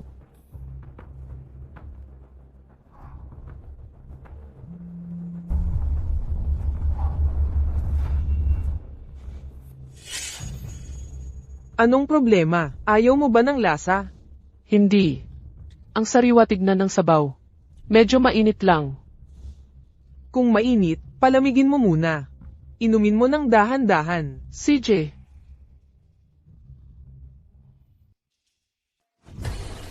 Huwag mong inumin.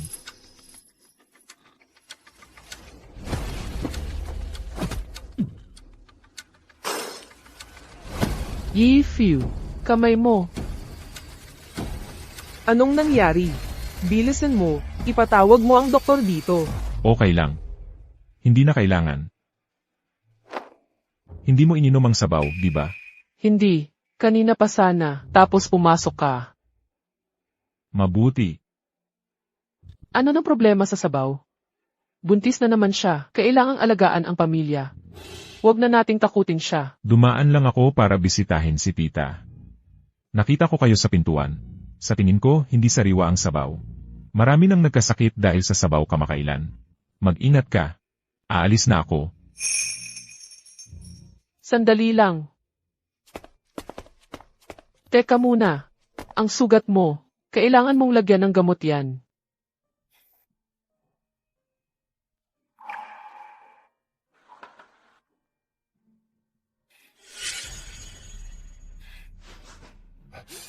Dahan-dahan lang, bakit ang taray mo? May nagawa ba akong nakasakit sa'yo? Dahil akala ni Gi-Few tanga ako. Ano ang sinabi mo? Hindi ka naman kumikilos ng ganyan. Sa maliliit na bagay. May problema ba sa sabaw na iyon? CJ.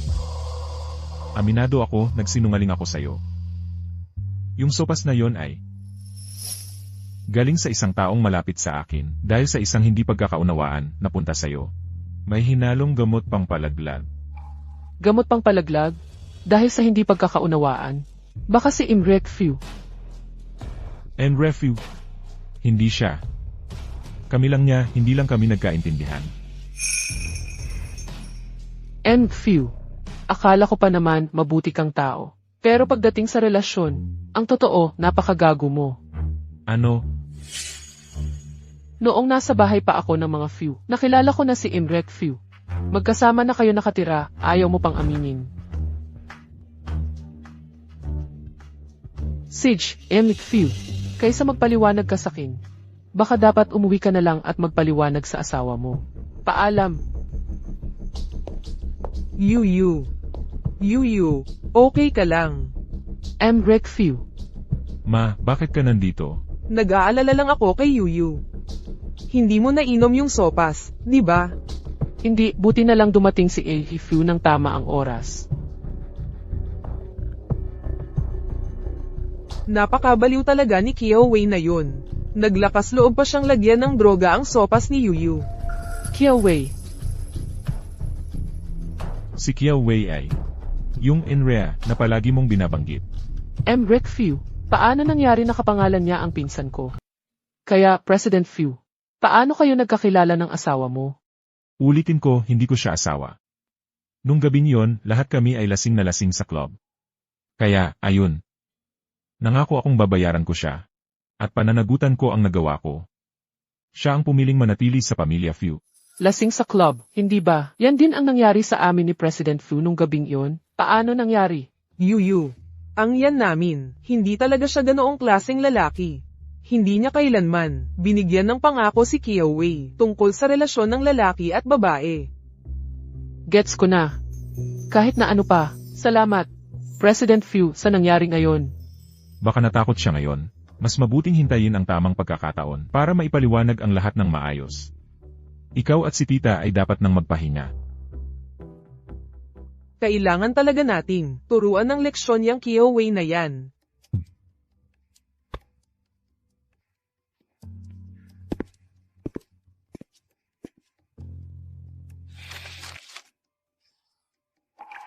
Baka naman ibang tao lang nakapangalan?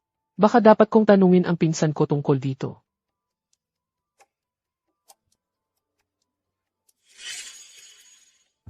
Yang Suzuan na yan. May nangyari at ngayon ay walang makontak sa kanya. Hindi rin siya sumasagot sa mga mensahe.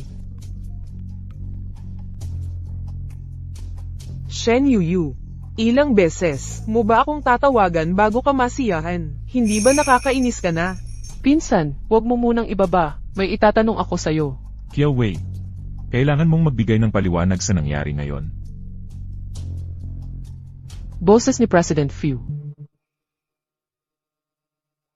Hindi ako nagkakamaling narinig. Talagang boses ni President Few yon. Baka naman talagang si Fu ang pinsan ko. Kaya pala tinatago niya ang bagong boyfriend niya. Kaya pala napunta ako sa bahay ng mga Few at narinig ko yung pamilyar na boses. Yun pala. Nagpanggap ang pinsan kong ako para makipagkita kay President Few. Hindi nga nagsinungaling sa akin si President Few. Kiao Wei, kailangan mong ipaliwanag lahat ng nangyari ngayon. President Fu, hindi ko sinasadya ang mangyari ito. Maniwala ka sa akin. Umiinom ka. Natakot akong sisihin mo ako. Kaya hindi ko napigil ang uminom. Sisihin ka. Siyempre, ikaw ang sinisisi ko, dahil muntik mo nang ikamatay ang isang tao. Halika, sasamahan mo akong humingi ng tawad kay Shen Yuyu. Hindi ko kaya. Nagkamali lang ako ng isip sandali. President Fu, nasasaktan mo ako. Hindi mo ako mapalaya. Mahina lang akong babae. President Fu, huwag mo akong bulihin. Sabi mo kapag uminom ka, mas lumalakas ka. Pero ngayon hindi mo ako mapalaya. Ako. Kaya nagsinungaling ka pala sa akin. Sino ba talaga ang nasa club nung gabing yon? Hindi ako. Hindi ako nagsinungaling sa'yo. Ginawa ko lang yon dahil mahal kita. President Fu. Huling tanong ko na ito sa'yo. Nung gabing yon, sino ba talaga? Talagang wala akong ideya. CJ, umalis ka sa pamilya Few. Magpaliwanag ka na lang sa presinto. May tao ba dyan? Ginoong Fu, nakikiusap ako, patawarin mo ako. Pakiusap, nakikiusap ako sa'yo, patawarin mo ako. Boss Fu. Hindi pwede. Hindi ako papayag na ako ang pagbintangan. Boss Fu, yung plano na pagdodroga noon, hindi lang ako, kasama rin si Su. Shiyan, pare. Ang ingay sa lugar mo. Anong ginagawa mo dito? Inanyayahan ka ni Lolo para maghapunan, kaya dumaan ako. Sino to? May malapit sa'yo na nagkamali. Nagkamali. Dapat parusahan. Pero sana yung iba, malaman kung kailan sila nagkamali at ituwid ito. Ikaw. Mag-iwan ka ng paraan para sa sarili mo. Nagbabanta sa akin si Suzuan. Siya lang ang makakapagligtas sa akin. Shiyan, pare, alin na tayo. CJ. Hintayin mo muna ako sa kotse. Sundan kita. Sige. Hindi siya yon. Sino kaya yon?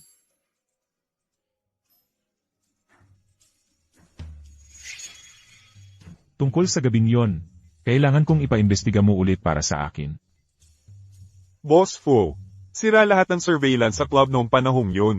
Baka matagalon. Gaano man katagal? Kailangan kong malaman ang totoo. Yuyu, sabihin mo na sa kanya. Ma, ano bang pinagsasabi mo? Hoy. Sabi ko, sabihin mo kay Boss Fu ang totoo, tungkol sa nangyari. Ma, paano mo nalaman? Anong nangyari kanina? Narinig ko lahat ng nangyari. Huwag na nating pag-usapan kung ano ang iniisip ng pinsan mo. Presidente Fu, siya pa rin ang ama ng bata. May karapatan siyang malaman. Pero paano kung ayaw niya? Responsableng tao si Presidente Fu. Bukod pa riyan, nagpapagod siya para sa'yo nitong mga nakaraang araw. Hindi mo ba alam kung gusto ka niya o hindi?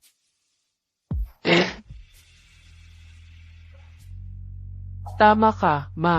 Kahit ako lang ang magpapalaki sa bata, may karapatan pa ring malaman si Presidente Fu.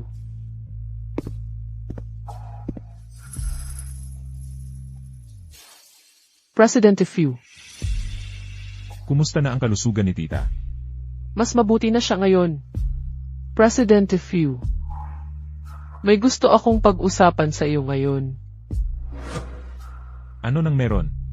Presidente Fu, sa totoo lang, ang dinadalang bata ko ay Shiyan. Ikaw pala ang bodyguard na si Shiyan, na palagi niyang binabanggit. Ikinagagalak kitang makilala. Ako si Suzuan. Kaibigan ni Shiyan Ge noong bata pa kami, at kasintahan niya. kasintahan. Huwag kang gumawa-gawa ng kwento. Hoy, paano naman naging gawa-gawa iyon? Hindi ba't noong bata pa tayo ay nakatakda na ang kasunduan natin? Shen Yuyu, linawin mo ito. Kanina mo ba sinabi na ang dinadalang bata mo ay kanino? Nagbibiro lang ako kanina. Aalagaan ko na ang nanay ko. Hindi. Ano ba ang tinatakasan mo? Sabihin mo ng malinaw. Kanino ba talaga ang bata? Presidente Fu, huwag kang ganyan. Aalis na ako. Shen Yuyu. Magpaliwanag ka. Ano ba talaga ang nangyayari? Fu Shiyan. Buntis si Yuyu. Ano ang balak mo sa kanya? Ikaw pala. Ikaw pala talaga. Ano? Sa'yo ang anak niya, di ba? Napaka-irresponsable mong gago. Presidente Fu, pakawalan mo siya. Tama. Akin ang bata. At, sinimulan ko ng planuhan ang kasal namin ni Yuyu. Nasaan ka ng lahat ng panahong yon?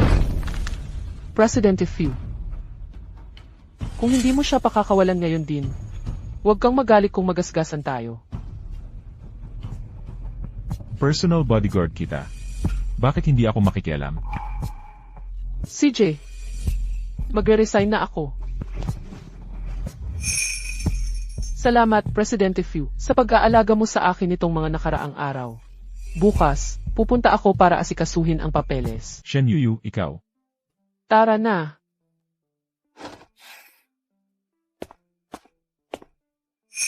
Xian, ha? Huwag mo nang sabihin sa iba na ikaw ang aking nobya. Hindi ako pumayag dyan. Dahil lahat ito kay Shen Yuyu, batang to, ako na ang haharap sa kanya. Sizu, ha? Pasensya na at nadamay ka pa. Kaya, itong bata, talagang anak ni Fu Xian? Gago. Hindi pwede, kailangan kong kausapin siya tungkol dito. Sizu, ha? Huwag kang pumunta. Siya at ako. Nagkataon lang na nagkagulo ng lasing. Bukod pa riyan, ayaw ko nang makialam pa sa kanya. Sige. Ikaw, palaging ganyan kaingat. Huwag kang mag-alala, kung sakali tayo na lang ang magpalaki sa bata. Gusto ko ng mga bata. Pwede akong maging tatay. Sizu, ha? Tigilan mo nga ang pagbibiro. Palagi kitang itinuring na tunay na kapatid. Hindi ba't isa lang itong pabigat sa'yo?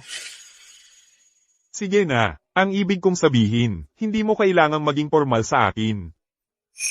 Bukas, sasanduan kita para asikasuhin ang resignation mo. CJ, Kung wala nang iba, uuwi na ako sa opisina. Tawagan mo ako kung may kailangan ka. sasamahan kita.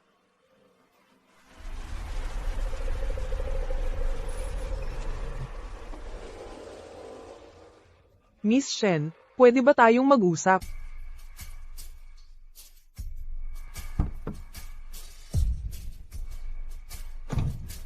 Magsasabi na lang ako ng diretso, ang sanggol na dinadala mo. Kay Xian yan, di ba? Ginang Su. Ginang Shen. Magkasama kaming lumaki ni Xian. Ang relasyon namin ay hindi kayang pantayan. Nyo ni Ginang Kiyaw. Paumanhin. Hindi ko kailangan ang pakitang taong paumanhin. Shen Yuyu. Kung talagang nagsisisi ka, patayin mo ang sanggol na dinadala mo. Ginang Su. Sa pananaw ko, walang kinalaman ang batang ito kay President Fu. Hindi ko sasabihin sa kanya. Kaya hindi ko ito papatayin. Ikaw. At saka, nag-resign na ako sa trabaho ko. Aalis na ako sa lalong madaling panahon. Sana'y maging masaya kayong dalawa.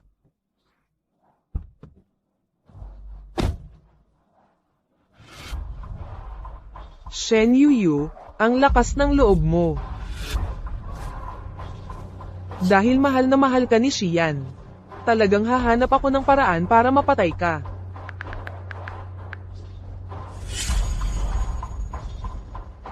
Hoy! Kunin mo yung babaeng nagngangalang Kiyaw para sa akin. Tanungin mo siya kung gusto niyang mag-higanti.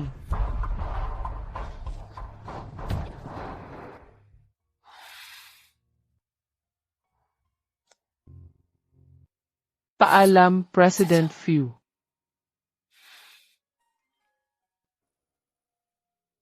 Kuya, Yuyu, aalis na ako sa Jiangcheng bukas. May paumanhin pa ako sa'yo. Pwede ba tayong magkita at mag-usap?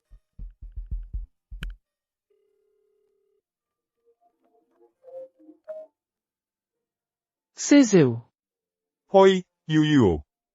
Natapos mo na ba ang resignation mo? Pinapunta ako ng pinsan ko para magkita kami. Sige, magkita na lang tayo mamaya. CJ. Pinsan, bakit ang pagod na pagod ng itsura mo? Ganito ako kapagod. Hindi ba't dahil lahat ito sa'yo? Shen Yuyu. Hindi ko talaga akalain. Fu Xian. Gusto ka pala, isang probinsyana. Pinsan, akala ko gusto mong makipagkita sa akin ngayon, para humingi ng tawad. Humihingi ng tawad. Wala naman akong ginawa para saktan ka. Pinsan, hindi mo ba naaalala kung ano ang ginawa mo noong gabing iyon? Ginamit mo ang pagkatao ko para makipag-areglo kay President Fu, hindi ba? E ano kung ginawa ko? Kung hindi mo pinapahalagahan ang isang bagay, bakit hindi ko pwedeng habulin? Shen Yuyu, huwag kang magpakamataas. Nakakadiri talaga.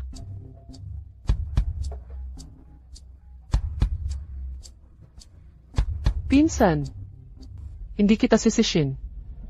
Dahil may sarili akong buhay na dapat harapin. Mula ngayon, maghiwalay na lang tayo ng landas.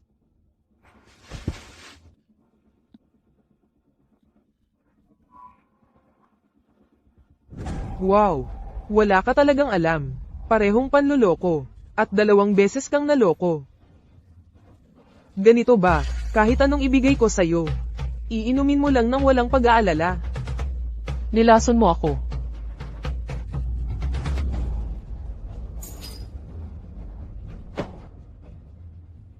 Fushi yan.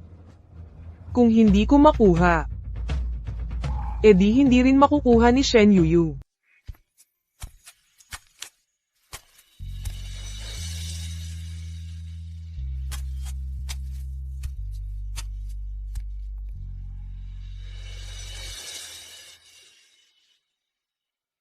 Hindi ba't regalo ito ni Mrs. Fu para kay Miss Shen? Paano naging sa kanya ito? Mr. Fu. Kaya, maghahanap pa ba tayo ng bodyguard? Baka hindi siya ang pinakaangkop. Pero para sa akin, siya ang pinakamagaling.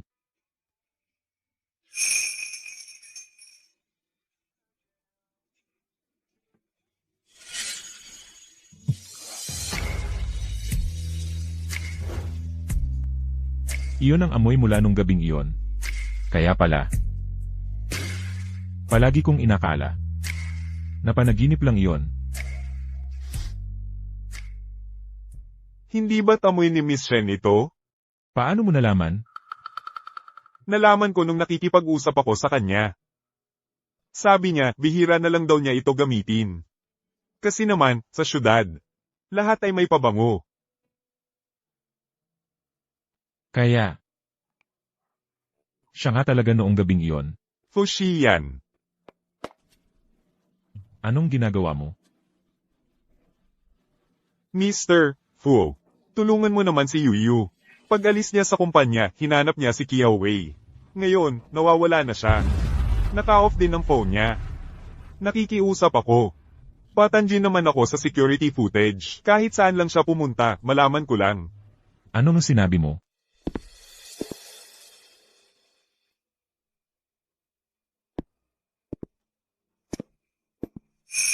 Shen Yuyu, dinukot mo ako.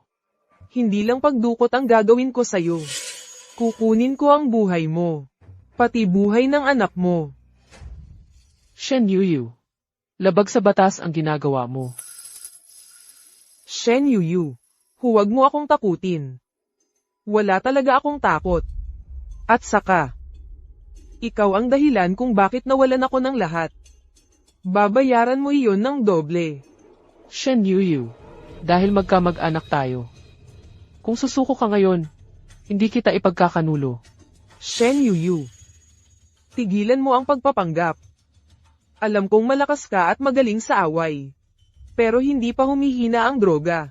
Kaya wala kang lakas. Kung payag ka, na lumuhad at humingi ng tawad sa akin. Kung may dapat humingi ng tawad, ikaw sa akin. Matapang ka pa rin, ha? Ngayong gabi ang iyong huling hantungan. Ano ang nangyayari kay Shen Yuyu?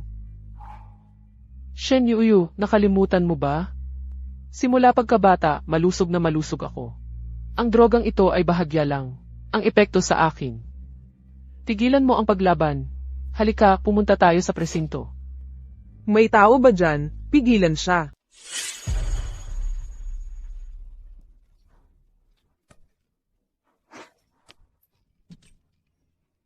May natira pa ba, Hoy? Shen Yuyu. Ano ka ba, sira ulo? Tigil na, sumama ka na lang sa akin. Huwag kang lalapit, bitawan mo ako. Tulong. Yuyu, huwag kang matakot, sasaklolo ako sa'yo. Presidente Fu, anong ginagawa mo rito? Nandito ako para iligtas ka. Ayos ka lang ba? Nasaktan ka ba? Naghanap ako sa maraming security camera, kaya ko lang natagpuan kung nasaan ka. Oh, di ba?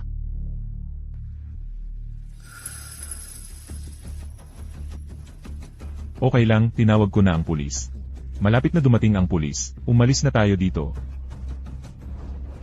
Ingat. Xian, ang gusto kong saktan ay si Shen Yuyu, hindi si President Fu, hindi ako. Bilis, tumawag ng ambulansya. Fu Xian, gising na. Hindi ka pwedeng magkaroon ng anumang masamang mangyari sa'yo. Miss Shen. Sabi ng doktor, kailangan pang bantayan si President Fu. Pakiusap, subukan mong huwag masyadong mag-alala. Kailangan mong alagaan ang sarili mo at ang sanggol. Ang sanggol. Fu Xian, gising na. Kung hindi ka magigising, ano ang mangyayari sa sanggol? Kasalanan ko ang lahat. Hindi ko dapat patuloy na iniiwasan ka. Kung maibabalik ko lang ang lahat. Kahit anong sabihin mo, sasagutin ko ng President Fu. President Fu. Napakabata at talentado mo, pero dumanas ka ng ganitong trahedya. Hindi lang talaga patas. Miss Shen, tingnan mo si President Fu ngayon. Hindi pa sigurado ang kanyang mga pinsala. Sino ang nakakaalam kung ano ang mangyayari sa susunod na sandali? Siguro habang nandito pa si President Fu, dapat mong sabihin sa kanya ang gusto niyang marinig. Ang mga bagay na gustong-gusto niyang marinig. Fu Xian. Hindi ko ito nasabi sa'yo noon. Pero nung gabing iyon sa club, ako talaga yon. Ang sanggol na dinadala ko ay sa'yo.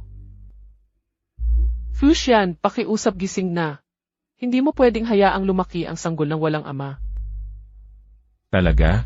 Inamin mo rin sa wakas. Binibining Shen, ano sa tingin mo sa ating boss, Fu, sa pag-arte sa isang maikling pelikula? Maganda naman ang kanyang pag-arte, di ba?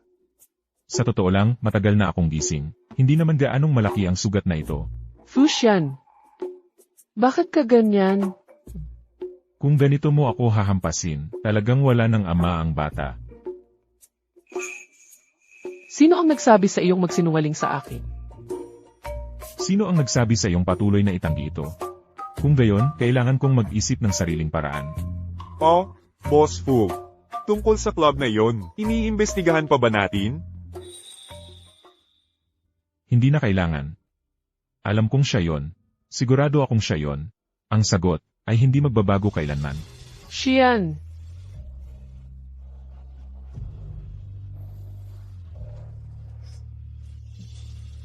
Boss Fu. Boss Fu. Siguro dapat nating ayusin si Kiao. Weigh muna ang sitwasyon. Ano pa ang aayusin? Dalhin siya sa presinto. Ayaw ko nang makita siya sa Jiangchen. Pero may balita tayo mula doon. Sabi ni Kiao Wei, inaasahan niyang bibigyan mo siya ng isa pang pagkakataon. Sinabi niyang handa siyang ibunyag kung sino ang nasa likod ng lahat ng ito. Ang utak. Sumusunod siya sa utos ng iba. Oo, sabi ni Kiao Wei. Si Suzuan iyon. Yung nangyari sa abortion pills noong nakaraan, ideya rin niya iyon. Subsuan. Tama, nakikita niya si Binibining Shen bilang hadlang. Kaya nagbayad siya ng malaking halaga para mapasalo si Kiao Wei.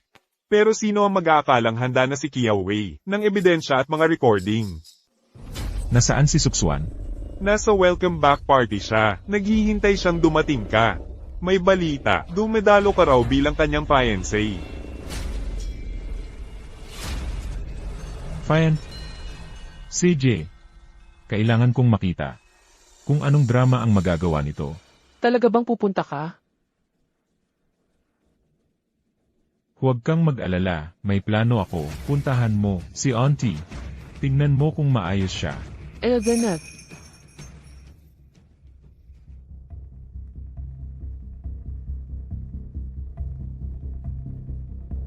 Ayusin mo na ang lahat. Opo.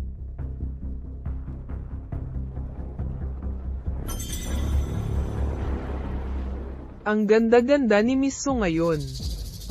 Sa tingin mo ba talagang darating si President Fu? Narinig kong darating si President Fu ngayong gabi. Fiancé ni Miss Su siya, eh. Hindi kumikita si President Fu kahit saan, pero gumawa siya ng eksepsyon para kay Miss Su.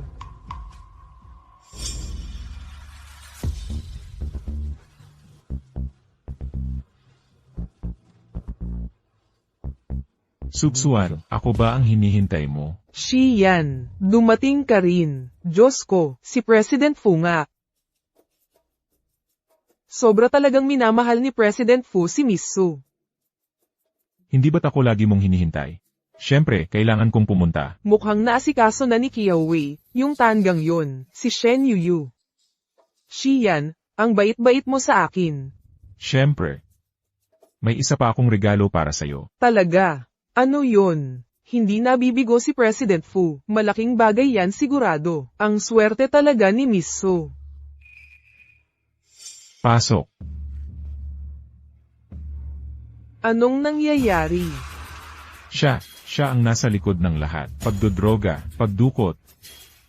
Officer, naisumite na namin ng audio evidence. Salamat sa investigasyon. Hindi yan, nagkakamali lang kayo. Xian, kuya, kasintahan mo ako, di ba? Kasintahan ko. Ayan na.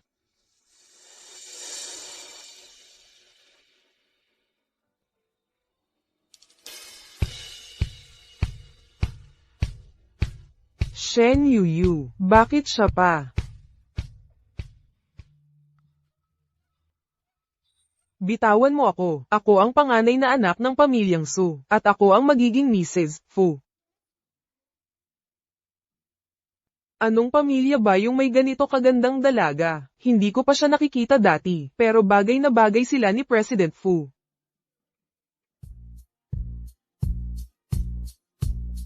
Hindi siya galing sa anumang pamilya. Si Shen Yuyu siya. Ang tanging kasintahan ko.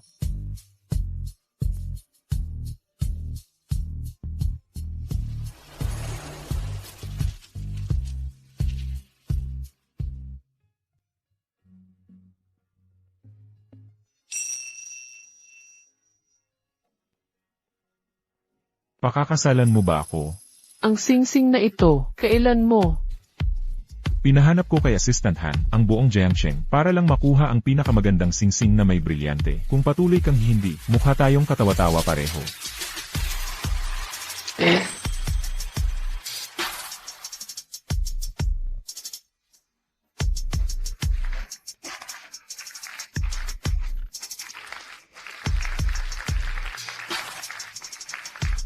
Magkasama habang buhay. Hindi iwan, hindi susuko. And refuse. Halikan mo ako.